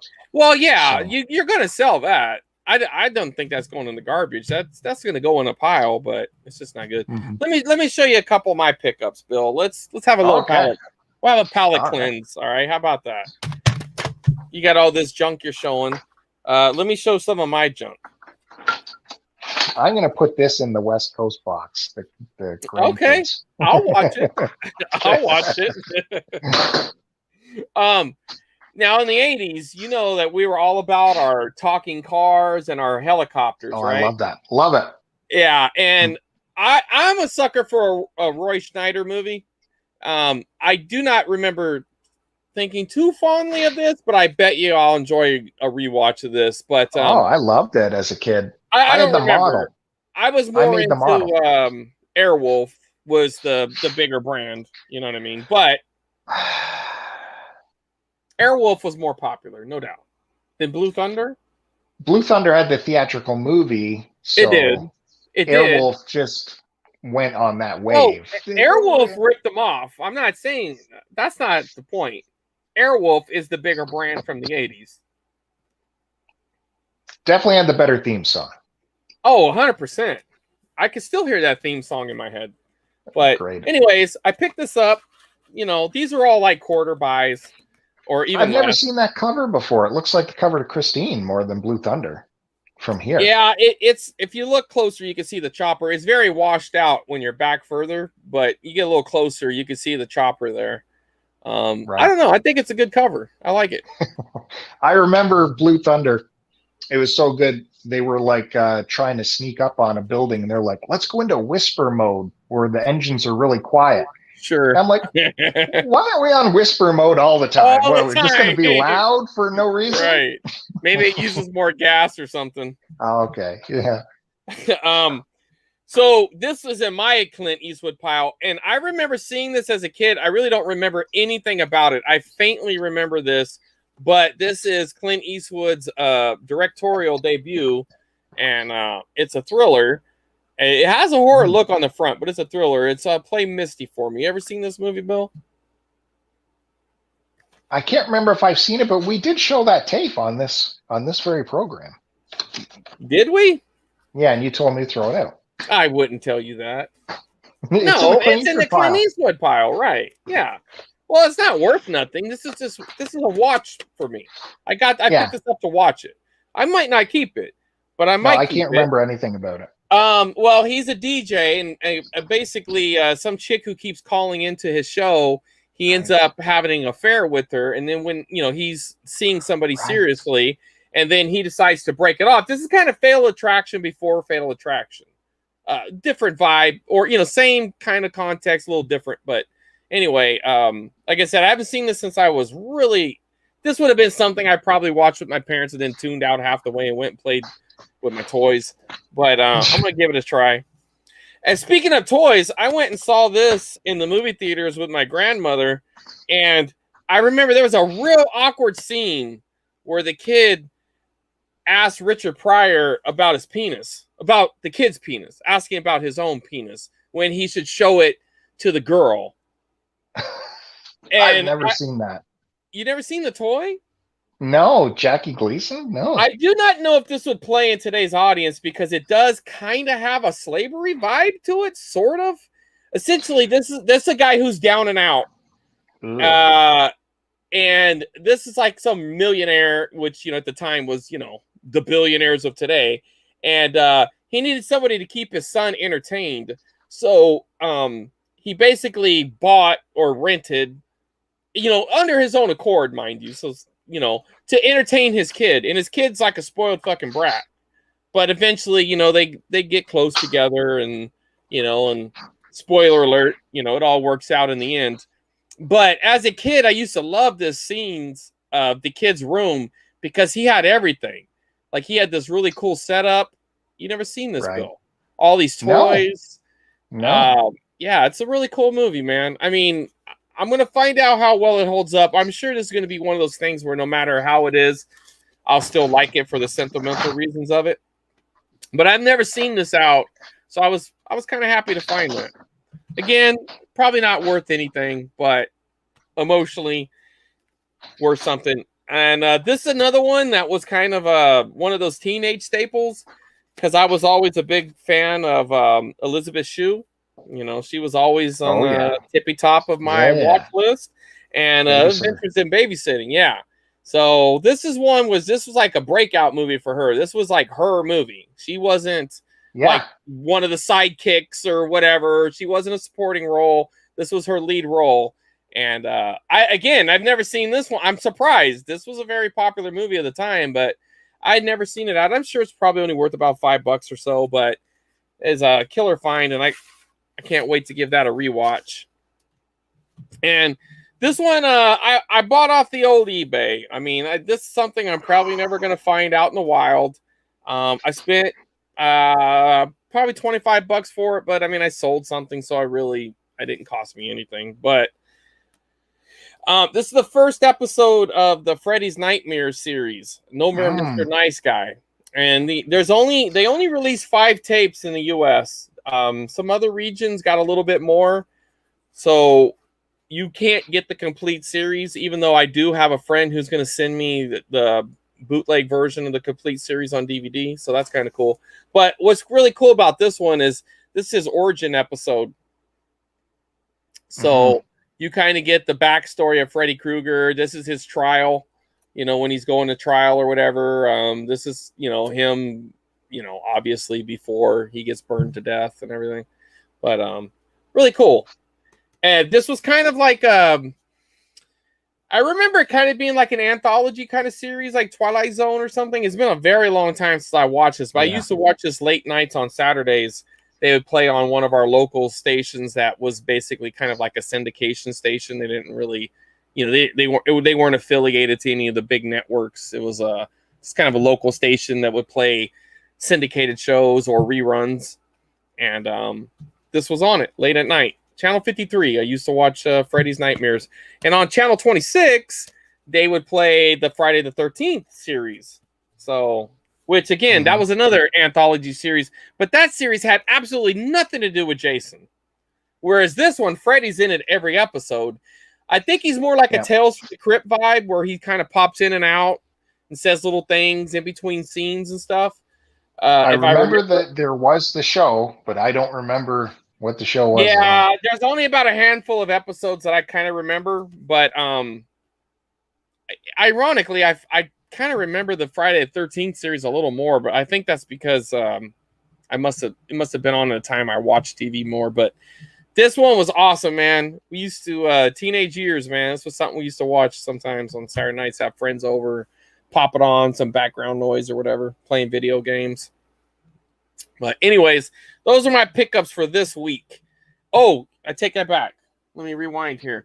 Also, no pun intended, I got this, which these little combo decks are starting to become highly collectible. All right. Obviously, you want to test them. If you just pick them up and they don't work, they're a boat anchor. Usually the VHS size is what usually goes out. But this is a Sansui brand, which I never see these out in the wild. Sansui? So, yeah, they're known for their audio and stuff. So I've never seen this before. It's about a $75 flip. If I were to flip it, I will probably hold on to it if it works, just for the novelty of it. Because I have a nice little stack, kind of like that stack you got going in your when we do the vinyl show you got in the background. I kind of have a little stack of VCRs over there, different things that I like. But this one is going to go in, and I will probably pull out one of the other ones that I got and flip that one, keep this one instead, unless it doesn't work. Then it's going into the junk pile. And last that must thing, just been a license deal to get that Sansui name. Yeah, I can't imagine I don't know, because there's like Kodak, you know what I mean? Like, Kodak wasn't making TVs or Memorex. I just saw a Memorex television at a yard sale, and I'm like, there's no way Memorex made this television. You know what I mean? Like, there's no way they made it. They, just like you said, they just licensed it. But the last thing, I went to a thrift store yesterday, and I actually did our very good friend Matt Bandy a very big solid. I won't show that. I will save that for another show. But I got this, which it's the first one that I've seen in the wild. It's a 3D Blu-ray Sony player. It goes for about $100 if it works, which I haven't had a good chance to test it. I mean, it jacks, it powers on, and all that stuff. I don't have the glasses and all that, and I don't have a TV that plays in 3D, so this won't really work for me other than, it will play regular Blu-rays as well. But, I got it for $8, and it came with the remote, and the remote consistently sells for $20 plus. So, worst case scenario, this doesn't work, I'll sell the remote, I'll double my money. If it does work, it's going to be a nice little flip. I might keep it, but I doubt it. But it does. It is the very first 3D Blu-ray player I've come across, which I'm surprised I don't see more of them, to be honest. But I think it's because people paid so much for them, like, what is about 8-9 years ago, whenever the big 3D craze kicked back in. Yeah. They're probably still not over the shock of it, that it was a failed format. Like those people who are still holding on to their HD DVD players. Yeah, it's a failed format. Why, is it still going strong in Canada? No, but I bought into it super early because it was the superior format. but you recognize that it's a failed format, right? Whenever they stop releasing the software that works with it, it kind of lets you know that they're out, and you don't see those 3D TVs no more. You do in the junk stores, but you don't see them in the real stores. I just bought my projector like a year ago, and it's 3D. That's not capable. A 3D. Yeah, but you know what I'm talking about. And 3D is gorgeous on it. I love it. All right. Well, maybe I'll be a believer, and I'll invest in the grossly overpriced television to match this Blu-ray player. Yeah, I don't know. I've never watched a 3D program on a TV. So let's say 50 inches, right? Right. Maybe it's not so dramatic, but on a projector, it's awesome. I love it. Well, I briefly dated a girl who had she had just bought the 3D player. And very first time going over to her house, and she's like, hey, do you want to watch a movie? And I'm thinking, sure. And then she's like, well, here's your glasses. And I'm just like, oh, this is going to suck, man. Now I'm like trapped in this fucking movie. I have to watch it now. I can't even tune out, So, yeah. I wasn't a fan. Well, what's going on with your TV? Oh, okay. It had a freeze frame. It was frozen there for a second. This is just a weirdo blank tape I threw in. It was a Kodak tape, by the way. It's funny you said Kodak. And it's got some kind of music documentary on it. It started with the Beatles. Now it has this stuff. I don't know what this is. Might be something, again, worth transferring off and maybe putting on the channel. Maybe. That might have been a good find for you. For sure. It's a really good recording, too. It looks perfect. Well, you know what, though? Everything doesn't have to be 1080p or 4K or whatever. Yeah, you find a hard to find recording like that. Pretty much any form you can put it on would probably play well. That looks cool, man. Really, the Stones. Yeah, look how short his hair is. There's Keith. Yeah, that's real early. Well, all right. That's my PS4s play 3D movies, by the way. Yeah, you still have to have the TV though. So. Oh, your Xbox Ones do too. That's how I'm watching it. I don't have a dedicated 3D player. I mean, who plays Xbox? You're an Xbox guy, Bill? That's what I went to as Xbox came around, but I put more hours into the PlayStation nowadays. My Xbox is my media player because that's what's hooked up to the projector. Early on with my PlayStation 2, even though I did play a lot of games, I would say I probably watched more DVDs on it than played games. And probably the same thing with my PlayStation 3. I probably watched more Blu-rays than I have played games on it over the years anyways, but they're great players. Mm-hmm. All right, you seem very engaged. Let's go. You gave me 3 hums in a row. I got another Poirot. I don't know why you're even showing that garbage. Oh, this was before we broke. Edna Ferber's Cimarron. Yeah. No. The Best of the West. It's the only Western to win Best Picture. That they must have had a very low bar if that's the best. I've never even heard of it. It's over 2 hours long. It's 1930. The heck's that? Not on my end. You don't hear that? No. Sounds like a phone. Well, my phone is there, so that doesn't no Spidey sense. No, not at all. You have one? Going in the Westerns. All right, you can try to expose me next week and be like, it sold for like $8 Canadian. We haven't seen any of these in a while. Here's some more to go in the James Bond pile. Thunderball. You might be getting close to a complete set. Look at the hair on him.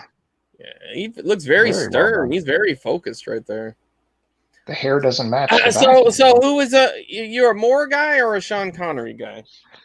I think we talked about this, but I forgot. Which one? This guy is all about the Roger Moore. Yeah, cerebral, suave. Yeah, and he can also. I like. It's not that I don't like the Sean Connery, and I'm not even talking about which movies are better, but I think I do prefer Roger Moore. Well, that's what I started with as a kid.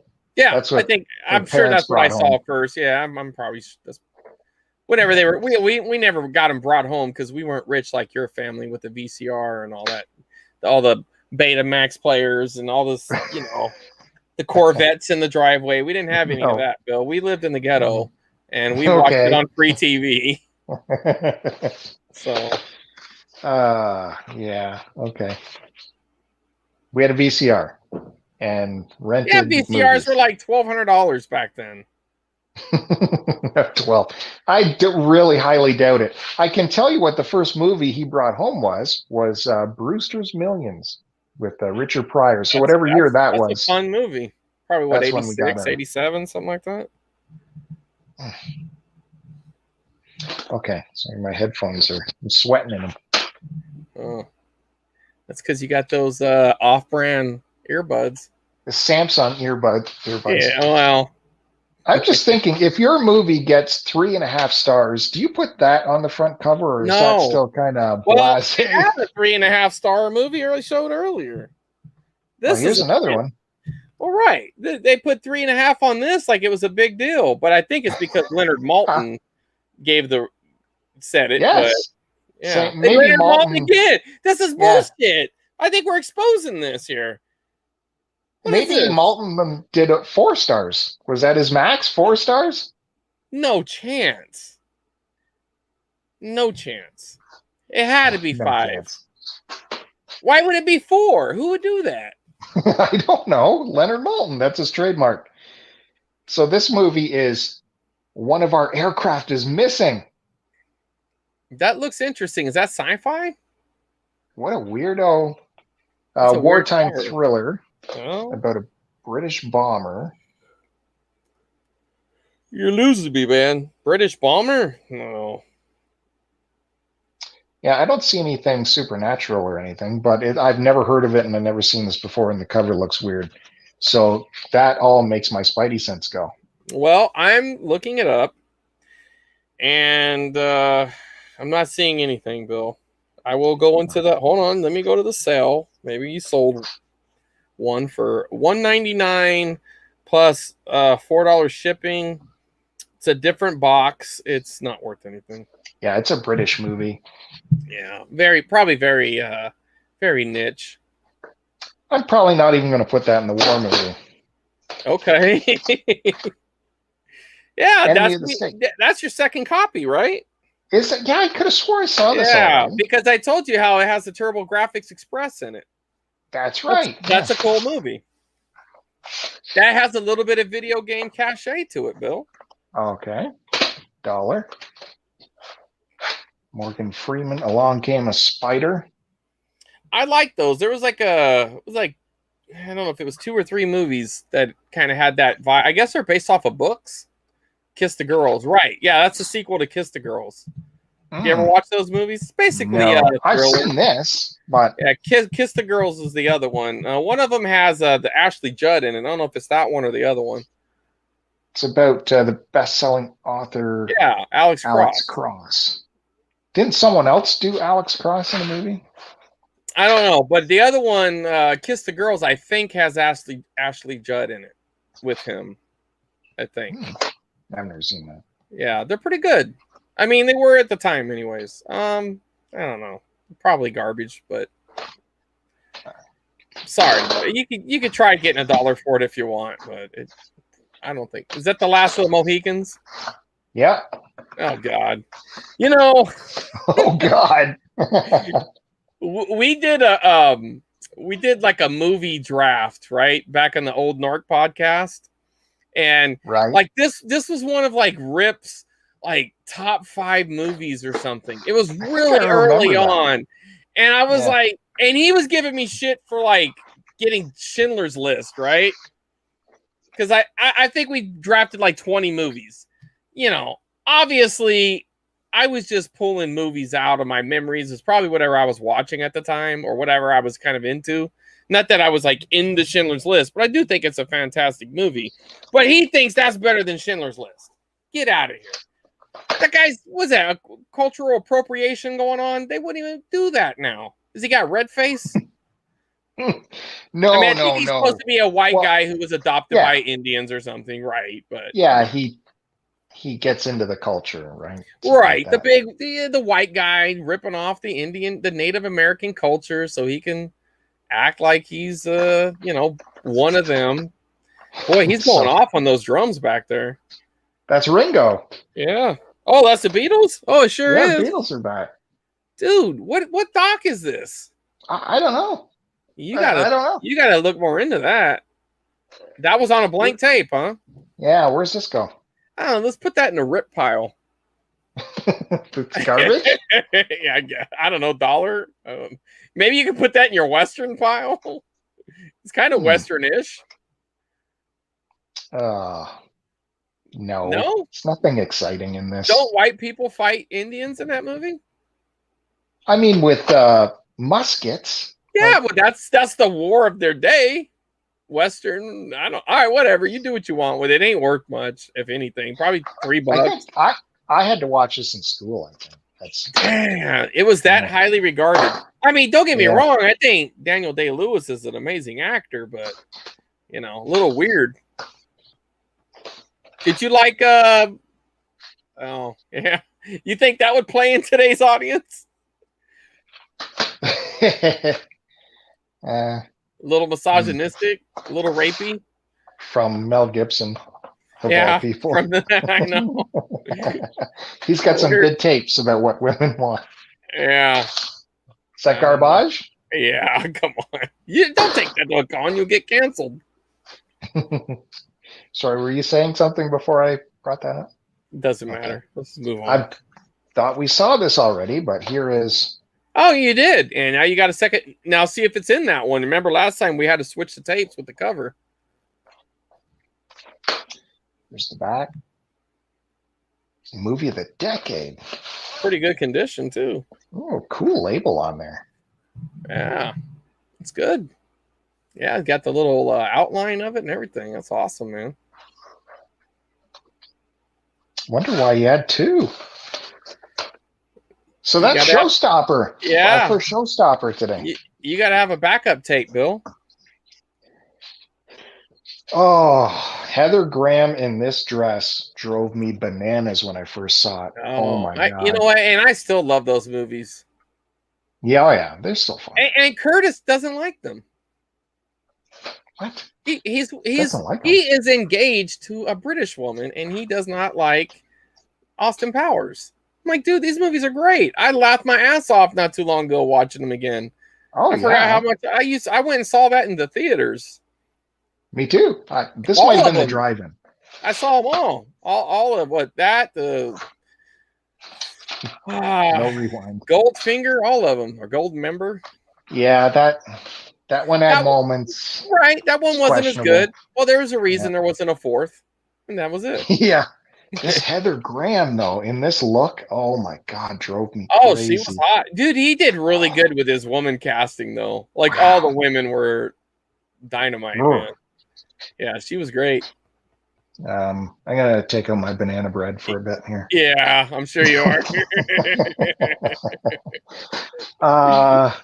Did we have any others of these? No, but I mean, that has to be in somewhere where that's going to get bought.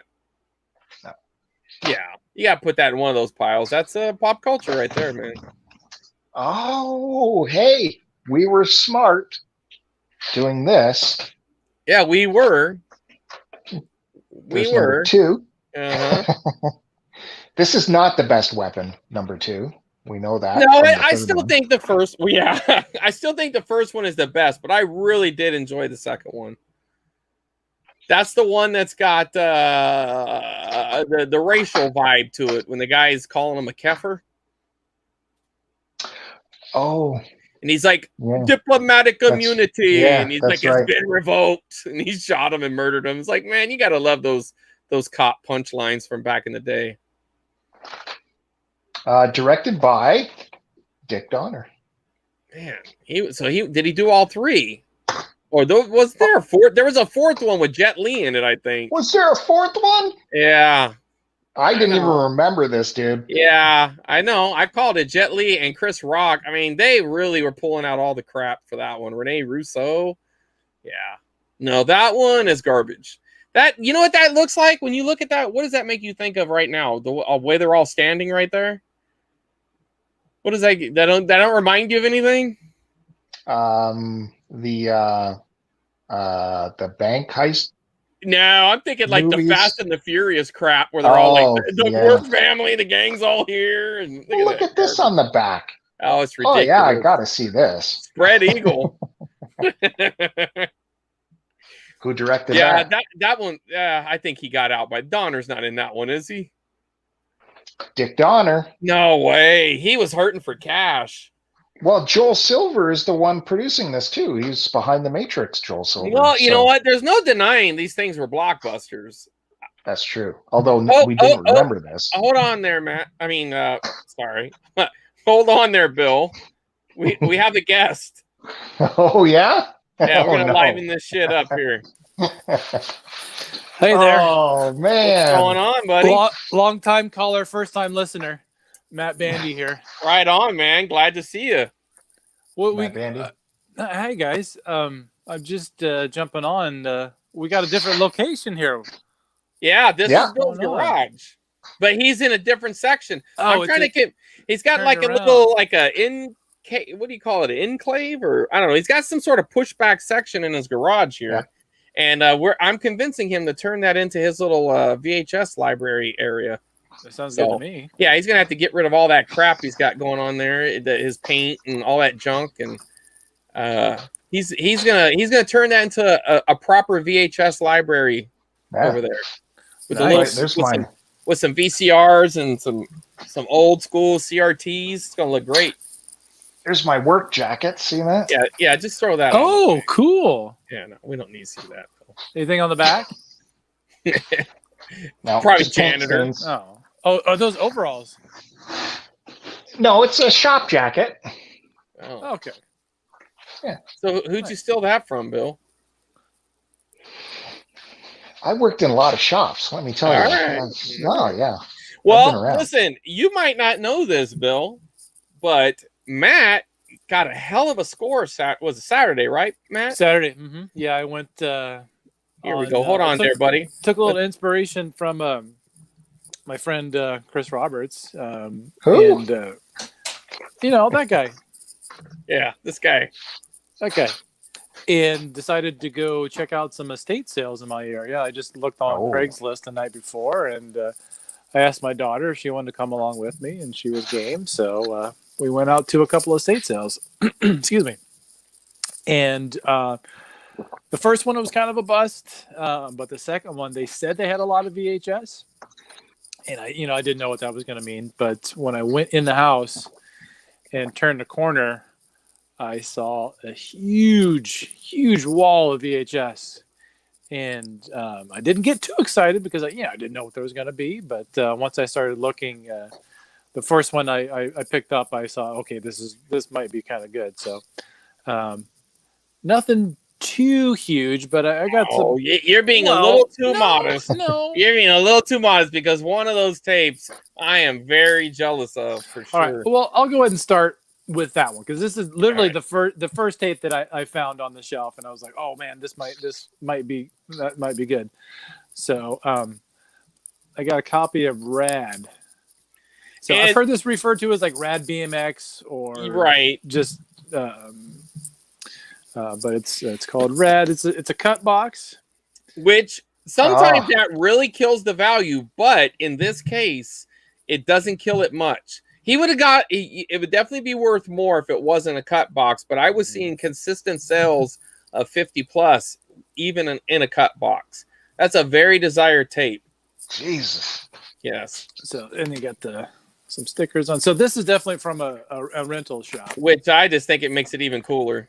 Yeah. You just think of all the little kid memories that were written that thing, man. That's dope tape. I'm very jealous of that tape. That's a badass tape. That was the first one that I found, and then I kind of I went from there and picked out some that I thought I would like.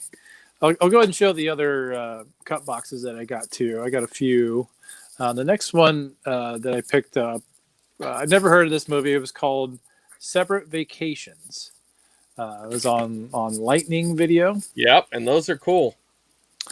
It says comedy here. Yeah, Lightning Video is a very kick-ass distributor, man. They put out a lot of horror movies, but they also have some of the raunchy comedies. I don't know if that is raunchy, but I would say it probably is. Is it rated R? Rated R. So yeah, so it's probably a raunchy comedy, but that's awesome because those are real big in the 80s. You got your. This was probably just another rental. Another rental. Yeah, those are cool, man. That's one of the most metal. Look at that little branding on that Lightning Video, dude. That looks metal as fuck. Got the little lightning bolts. It's awesome. Chris Roberts gushing. Yeah. Oh, dude, I love it, man. I'm telling you, man. I was so proud of him and mad at him and jealous at the same time. It's like, that should have been me. Matt Bandy got to check out a collection and pick out what he wants to show. What we're doing here is processing from a giant collection that I was forced to take the entire thing I could have taken that entire collection and every 90% of it was all good stuff. And that's the part that kind of made me a little irritated with you, Matt. It's like, why didn't you send me a picture of that wall, man? Yeah, I know. I would have PayPal'd you immediately and been like, buy it. So I would have probably drove there that night to pick it up. All the tapes everything was 50 cents. Oh, dog, you dog. And then the other cut box I got was it was a weird one, and I'm looking forward to watching this one. This is called the Further Adventures of Tennessee Buck. Yeah. Again, that's probably another kind of a comedy, romantic, adventure kind of thing. Probably ripping off Indiana Jones a little bit. It's definitely ripping off Indiana Jones. Yeah, or Jewel of the Nile or something like that. It's got that vibe for sure. You got the price ticket down here, $79. What a bargain, huh? Yeah. Brand new. Now, see, that's the ephemera I like. Yeah. Those kind of stickers, Bill. Take note. Look at that. And you got the rental sticker there. What was the name of that rental store there? The Warehouse, I think it says. Okay, so that was probably an actual record store. Yeah. That's cool. We had a Warehouse here in town. Yeah, that's awesome, man. This is also I didn't realize this was a rated R movie. I figured this would be like a PG-13 by the look of the box. But No. Yeah. Looks like they get into some sticky situations. Yeah, no pun intended. So these were the 3 cut boxes that I got, and you know what? Solid eye though, buddy. Yeah. That's a great eye because I owe it all to you, honestly, from talking to you and seeing what you post, and had I seen these before, like, in from recognizing the media that distributor, like, had I not, I would probably like, what's that? But so just listen to the analog. What did you call me, Bill? Listen to this guy right there. Okay. No, not that guy. That guy will make you broke. Don't listen to that guy. Listen to him. You want me to keep going, or? Yes, come on. That's why you're on. You're bringing some excitement to the show because our ratings were plummeting. All right, I'll go. So I kind of had these stacked by their distributor that I picked up. And the next one, so this is a Mannequin. That's one I watched a lot as a teen. It used to come on the movie channel a lot, and always dug it. Yeah, honestly, I don't remember I don't know if I know I've seen this movie before, but it's been very long time. It's a nice little romantic comedy that has a little bit of supernatural vibe to it. Is that the guy from Designing Women? I think so. Yeah, I think so. He was kind of like a flamboyant gay guy at the time. Oh yeah, that's right. He's got Kim Cattrall. Kim Cattrall, smoking hot in her prime. Oh yeah. We got a little side boob right there too. Yeah. So there was that, and this was another weird one. Which this is kind of ironic that I found this because the Friday night, the night before I went to this estate sale, I watched Over the Top for the first time. I'd never seen it before. Really? It's a great movie. Yeah, it's a great movie. I always hear Curtis, talking about it, and our friend Curtis Friesel. Yeah. So, big Hollywood actor. Yeah, big time. Yeah. So short but big. Yeah, short but big. Very short, but big-ish. Yeah. So I found this movie called Going Bananas, and it's got Dom DeLuise and the kid from Over the Top. Yeah, I would have grabbed that too, just for that same reason. I bet you it's horrible, but I would have grabbed that too. Terrible. Yeah, I would have grabbed that one too. This is another media Canon distributor. It looks like it's a comedy. It looks pretty short. There's not a lot of tape in there. No, that's probably recorded in that's in an EP. Yeah. This is 94 minutes. Well, was in the back. Does it say video treasures on the bottom? No, on the back of the slip. On the back, yes, it's video treasures. Video treasures definitely put out lower quality tapes. There are still some that do pull some value. They are frowned upon by a lot of collectors. There is a Canon on there, but that was probably a Canon. Canon actually started making their own movies, and that might have been one of them. They actually got into the movie game for a while of actually making movies, and that could have been one of them. That's also Jimmy Walker right there. I thought that was him. Dynamite. You used to say Dynamite. I bet you they crowbarred that in the movie. What do you want to bet? He either says it or has like a stick of dynamite or something. Yeah, I'm looking forward to watching this one. Oh yeah, that one you could probably might be able to watch it with your kids. Yeah, it's rated PG, so we're good. Yeah, it'd be fine. Okay, and that was all the media and Canon releases that I found there. Then they had these 2 Star Trek releases on the Columbia House. This was the first episode of Next Generation, so this is Encounter at Farpoint, and then they had the Menagerie parts 1 and 2. So respectively, these are both the first episodes of each show. So they only had these there, which is probably best, right? I honestly, had they had more, I wouldn't have picked them up because only if they had like the last, first and the last might have been cool. Yeah, I mean, I have them on DVD, some on Blu-ray, and they're all streaming. But it's just it's just a little collector's piece to have the first. I think that's cool just to have those. That's pretty cool. And it was 50 cents. So and honestly, they're not worth much. You will find those at no, they're not. Yeah, not at all. But because I've seen people buy the entire collection. They lost their mind. They thought, "Oh my god!" And I'm like, it looks ridiculous. You're never gonna watch it. They take up so much space, and they have no resale value. So there's gotta be at least what there's 150 some episodes of Next Generation. So it's gonna be over 100. There's two. Usually each tape has two episodes. Right. So that's you're looking at over 100 tapes of just that's insane. No. So yeah, that would take up Bill's whole garage. And we're trying to put some quality in there. We can't do that. Right.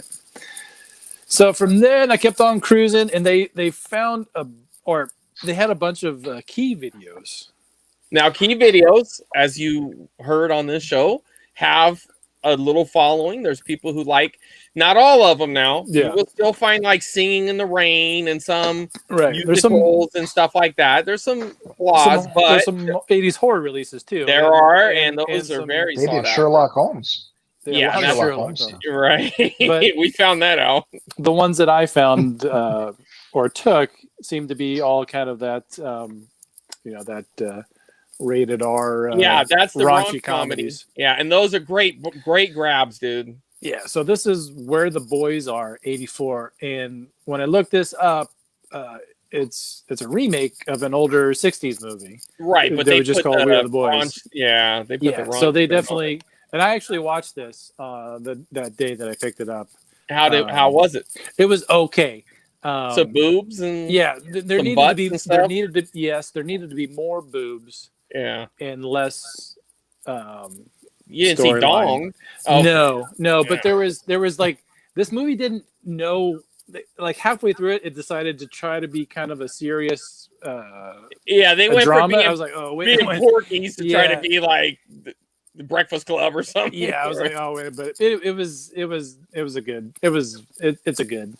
Yeah, and the only person I recognized in it was the actor who played Shooter McGavin from Happy Gilmore. I forget the guy's name. Right. We were talking about that. Yeah, he was the only actor I recognized in this, and got the little sticker there and the little comedy. But yeah. Now, one thing I'll ask from you, Matt, is keep an eye out, because they might run that estate sale again if they didn't sell everything.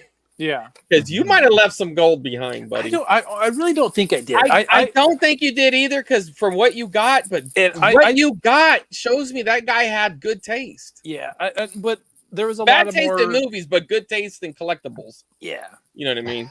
Yeah, I went those raunchy comedies. Some of them are but you know what I mean. I would have loved them as a kid, though. I used to watch those all the time, man. Yeah, I went over them pretty good, and all right. Okay. So then there was another one, and this one I never heard of, called Grandview USA, and this has Jamie Lee Curtis, that's dope, dude. Patrick Swayze, and I'm not sure who the other guy is.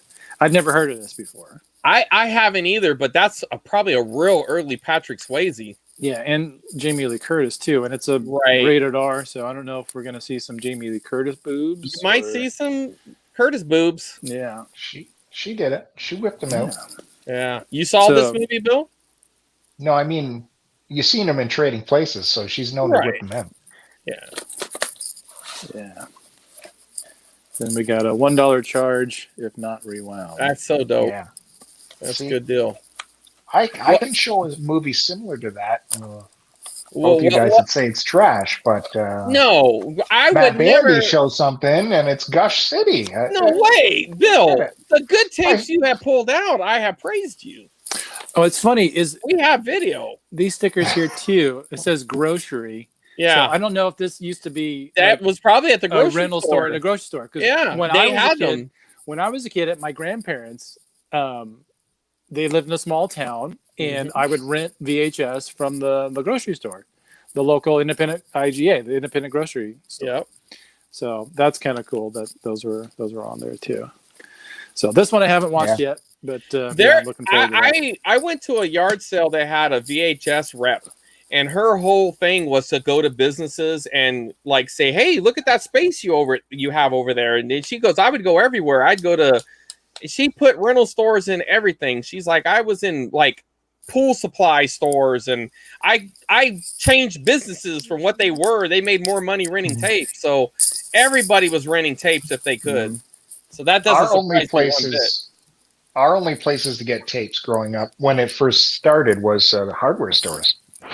Yeah, they would sell a VCR and then they would have tapes you could rent. Yeah, the one store that was within walking distance when we moved to the country was like they would sell kitchen appliances and shit and farming equipment and weird shit, but they had a real small section that had their rentals, and then the other one was a little bit further up the street, and it was a grocery store. And at the front of the store, they carved out a section, just kind of like the lady was saying. They would just find a spot, and that's where their tapes would be. Well, if you're the only place in town selling the machine, you should have some tapes there too for the folks. Absolutely. And then the last key video that I picked up, there was quite a bit of key videos there, but these were the three that I picked up. The others were more kind of common titles that I'm like, okay, I know that. But this one is called A Night in Heaven. Now, this one probably was big on Bill's watch list. And why would that be, Mandy? Well, it's about a male stripper. So yeah. Before you had Magic Mike, you had A Night in Heaven. Right. And I got kind of excited when I looked at this. Was the only one that I looked up while I was in there because I'm like, oh, this is weird. I don't recognize any of these actors, so I looked it up. And the last one that sold last month sold for like $45 on eBay. Yeah. And that's a pretty consistent. They had a pretty consistent average. So I mean, that's a $45 tape all day. So this kind of looks like Susan Sarandon on there, but I don't think it is. And it looks like. Yeah, you got a bunch of ladies around that guy. Oh there. Yeah.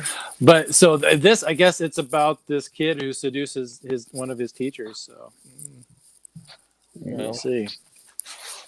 So it looks like maybe this used to be a Blockbuster video. Well, maybe we get down to business and we might have to do a trade if you don't like some of these tapes, Matt. We can do that for sure.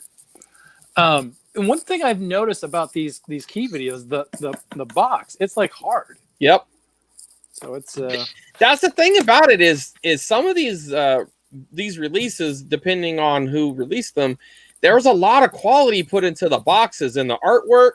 Some of them have like what do you call it when you could fill it? I forget what that's called, but like they kind of pop off the box a little bit. The embossed? Is it embossed? Bill, you like to say that word a lot. Right? Is it embossed, Bill? Embossed. Is this embossed? Yes. Okay. Yes. Yeah, and then some of them will have that one where it's kind of 3D-ish. What is that? Mm-hmm. There's a name for that one too. But I don't have that word. Bill does, right? You went to college, Bill? No? Embossing. No. I went to college for broadcasting, so it doesn't count. All right. Yeah, that's true. All right, Matt, what else did you get? I lied. I picked up another key video. I forgot about that. So I got this one. I was kind of excited too. The Legend of one's cool too, Billie Jean. That's cool. Now, what do you think she does, Bill? No, hold on. Let Bill guess. Flip it around. What do you think this is about, Bill? No, not that way. That way, so you can see the front. What do you think? She's a boxer. A boxer in that outfit. Yeah. She's got gloves on, doesn't she? Get out of here, dude. She's a wrestler. She's a guitar player. Cyclist. You know what? I was thinking between cyclist and surfing. Yeah. Okay. I've never seen this movie. And I have a coworker. She loves this movie. And what I like about it too is they kept on. Now that might not be the original wrap because that might have got resold. Yeah, this looks like that's still pretty cool though. It is a cut box, but they did a seal over. Yeah. Over like a regular slip, and this definitely was a rental because you got the $1 charge if not rewound. Yeah, that's a cool movie, man. Yeah. Now, see, Bill, this is what you're supposed to do when you go out hunting.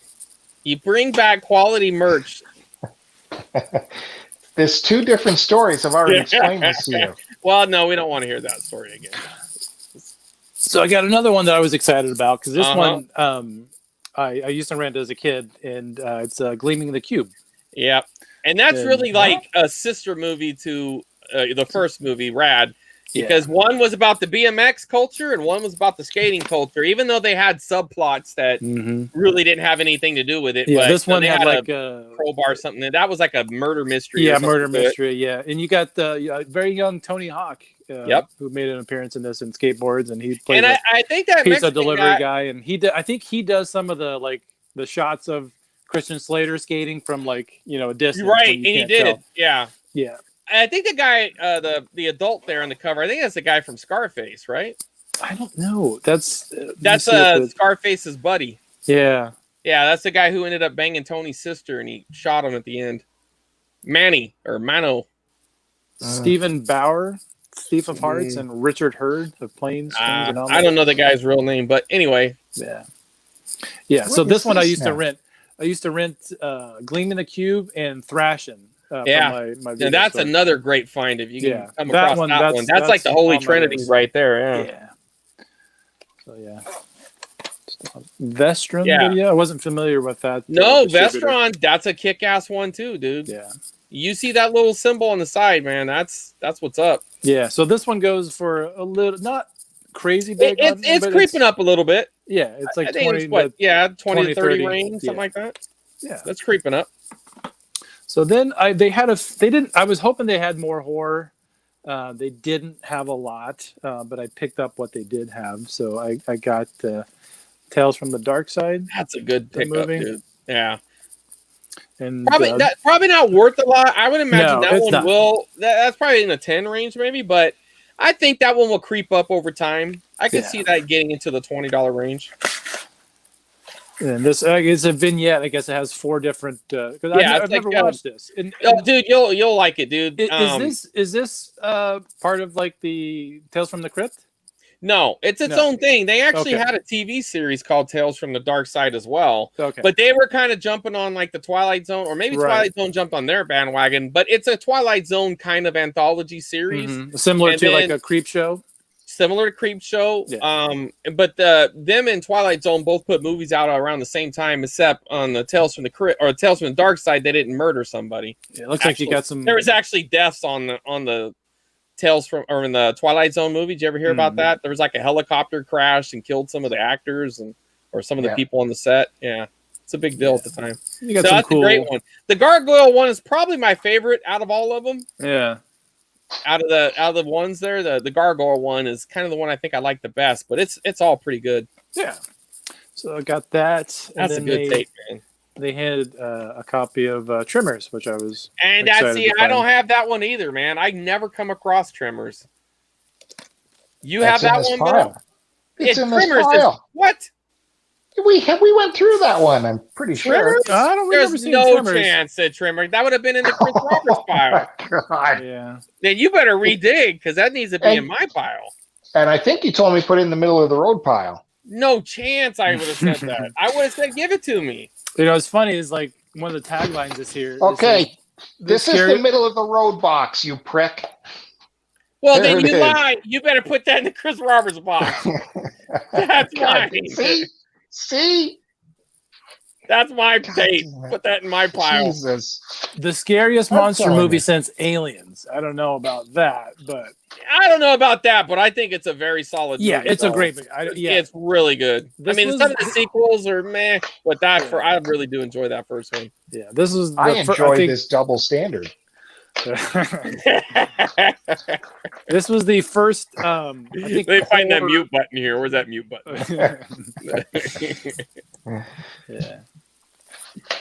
Yeah, that's good stuff. That's a good one. Yeah, Alex P. Keaton's dad in it, right? That's right. Yeah. And then I picked up. They had a copy of Legend. That's another good tape with Tom Cruise. I come across that one surprisingly a good amount. Yeah. So if anybody out there needs it, let me know. I can pick. I usually come across that a couple times a year at least. It's okay. It's the story is kind of weak, but visually it's cool. And the soundtrack was all done by Tangerine Dream. which is like a synth band out of Germany, I believe. So the soundtrack is cool, and visually it's awesome. Tim Robbins as the devil is really cool in it. So it's not without its faults, but it's a cool movie. Yeah, I remember it being very slow. It was very slow. Yeah. I remember as a kid liking it though, because I didn't know what it was about, and I was flipping the channels. I was at a friend's house and they had cable. And I got up early and I was flipping around, and like that came on, and I don't know, it was like a unicorn and an devil and all this shit. And I was like, what the hell's going on? And but, yeah, I liked it. It was good. Yeah, visually it looks cool, but yeah, the story is weak. Yeah, I don't think it holds up that well, but it's still good. It's worth a watch. Yep. And then I had a coworker who knew I started collecting some VHS, and she rifled through some of her tapes. It hasn't gone through all of them yet. Oh man! But she brought me a copy of Labyrinth. That's cool. Which is this is a later release. There's an earlier box that looked like it's a cooler right. artwork. I'll keep my eye open because that's another one I do come across a lot. I have a copy, so if I get a second one, if it's an upgrade or something. So then I have one more to show, and this was a tape that I had here in the house. Oh. So it says on it, Krista on news. So this is my wife, Krista. Right.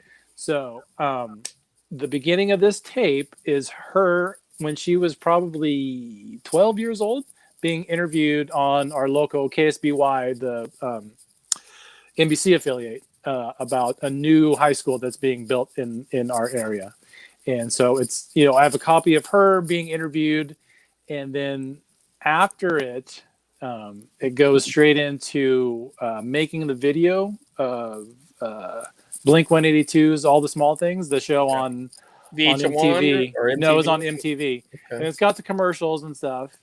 And that's great, dude. And then when that stops, it goes into a movie that I guess they taped originally. That's probably what this originally was. It was a movie I'd never heard of called Asteroid, and it stars Michael Biehn.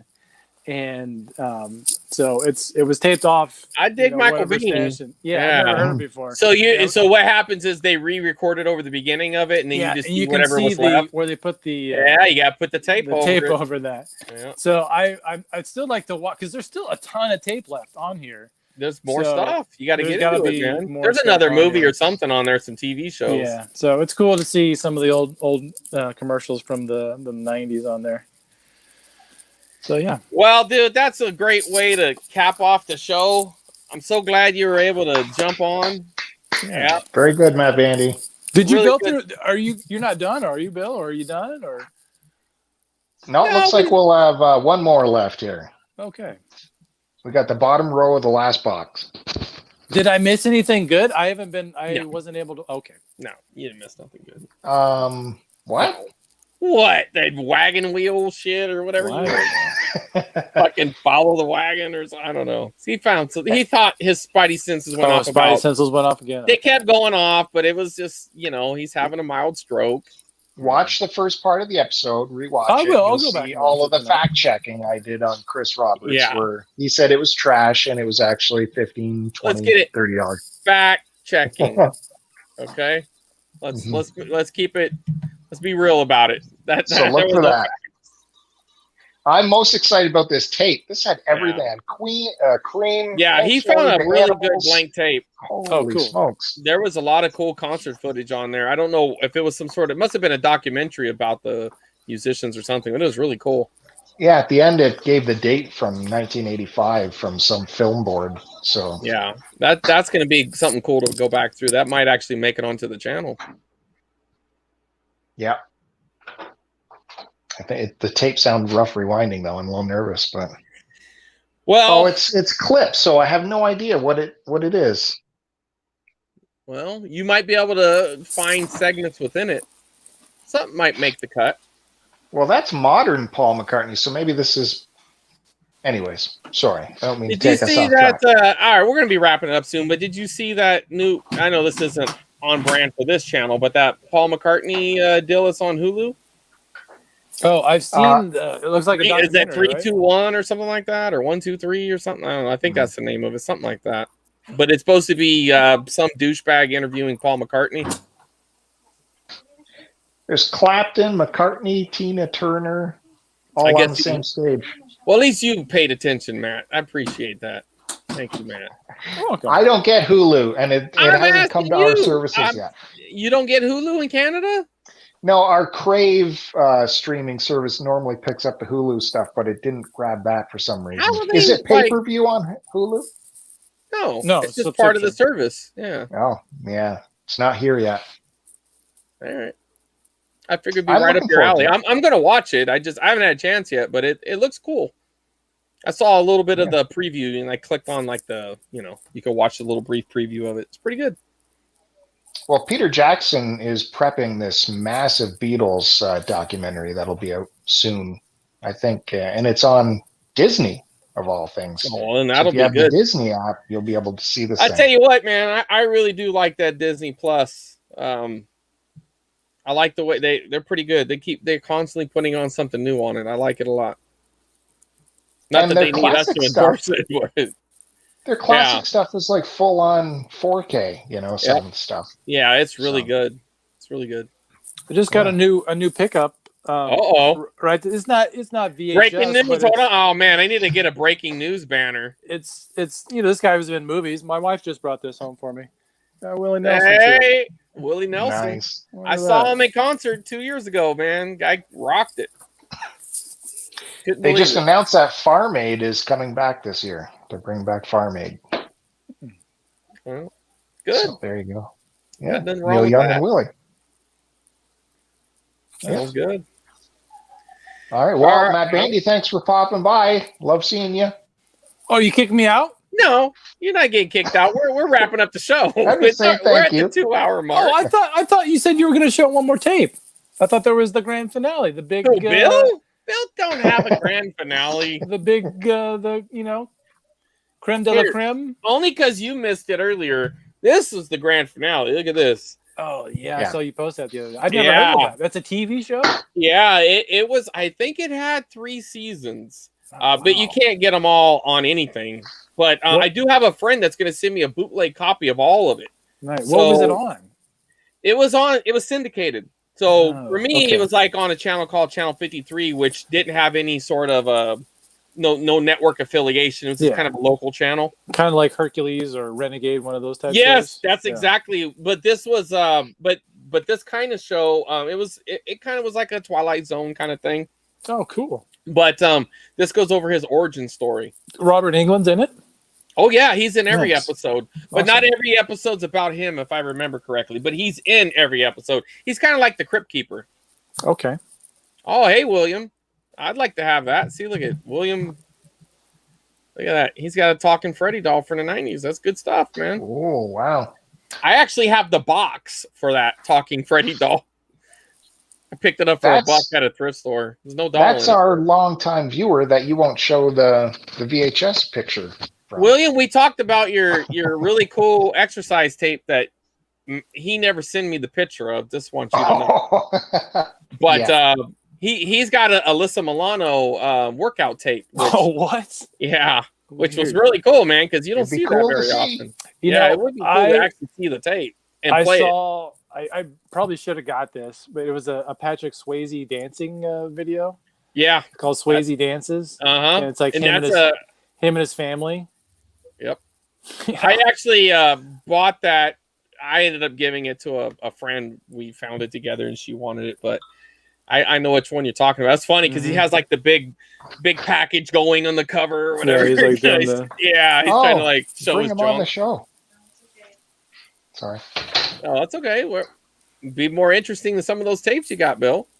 There's some big finds this past episode. Go back and check that out. But definitely check out the fact-checking segment. The fraud section of the show. I'm going to have to try to go back and like work in a disclaimer on this and let them know that Bill's lying. Can you do that? I don't know. I might have power to do it. I don't know. I got the. I don't know. I might be in. It said what this was. It was British rock, the first wave, and it was a PBS because they have the PBS telethon crap numbers on the bottom. And it opened up with the Prince's Trust concert from '86, and then it moved into this documentary. That's cool, man. So yeah, that might. Well, be you might be able to pull, even if you can't do the whole thing in its entirety. You might be able to put sections of it on and string that out into multiple videos. You know, like if they're showing like a whole performance of one of them or whatever, even if it's just one song, it might be cool. Yeah, it's a bit of work, but for my viewers, I mean, you know how YouTube pushes some of those short videos. They can never make up their mind what they want you to show, whether they want you to have a long format, a short format, or whatever. Yeah. They want you to be TikTok now with those shorts that they put on there. They don't know what they want to do, but you know, maybe you might be able to catch some views with some of those. Yeah. All right, go ahead. Get us out of here, Bill. Me? It's your show. All right. Well, then, thanks for tuning in to the tape show. Thanks, everybody. Yeah, we appreciate it, and thank you, Matt, for popping in, saving the show with the really killer tapes, man. Like, man, that was a lifesaver. We appreciate it. It started good with my pickups, and then it hit a real down, and then it came right back up. So you really helped out. I'm super pleased that Matt Bandy could come on here and expose the double standard that I'm having to deal with on this program. So thank you very much. That was pretty bad with that trimmers. I swear I never seen that. We'll have to go back and find it. That's your homework. Find the clip where I said that was that I didn't want that. I can't believe that. I need it. I don't know. I must have just been like, punk drunk, right? When a boxer keeps getting, and I was like, all these crappy tapes. I was like, oh, it's garbage. Yeah. But anyway, must have been. All right. It had to be. All right. Well, we'll see you maybe next week or maybe in 2 weeks. It depends on what Bill wants to do because, You wanted James to take the pasta, right? Vinyl show next week. All right. Vinyl show next week, and we'll see you then. Tune in and like, subscribe, share with all your friends. See you later.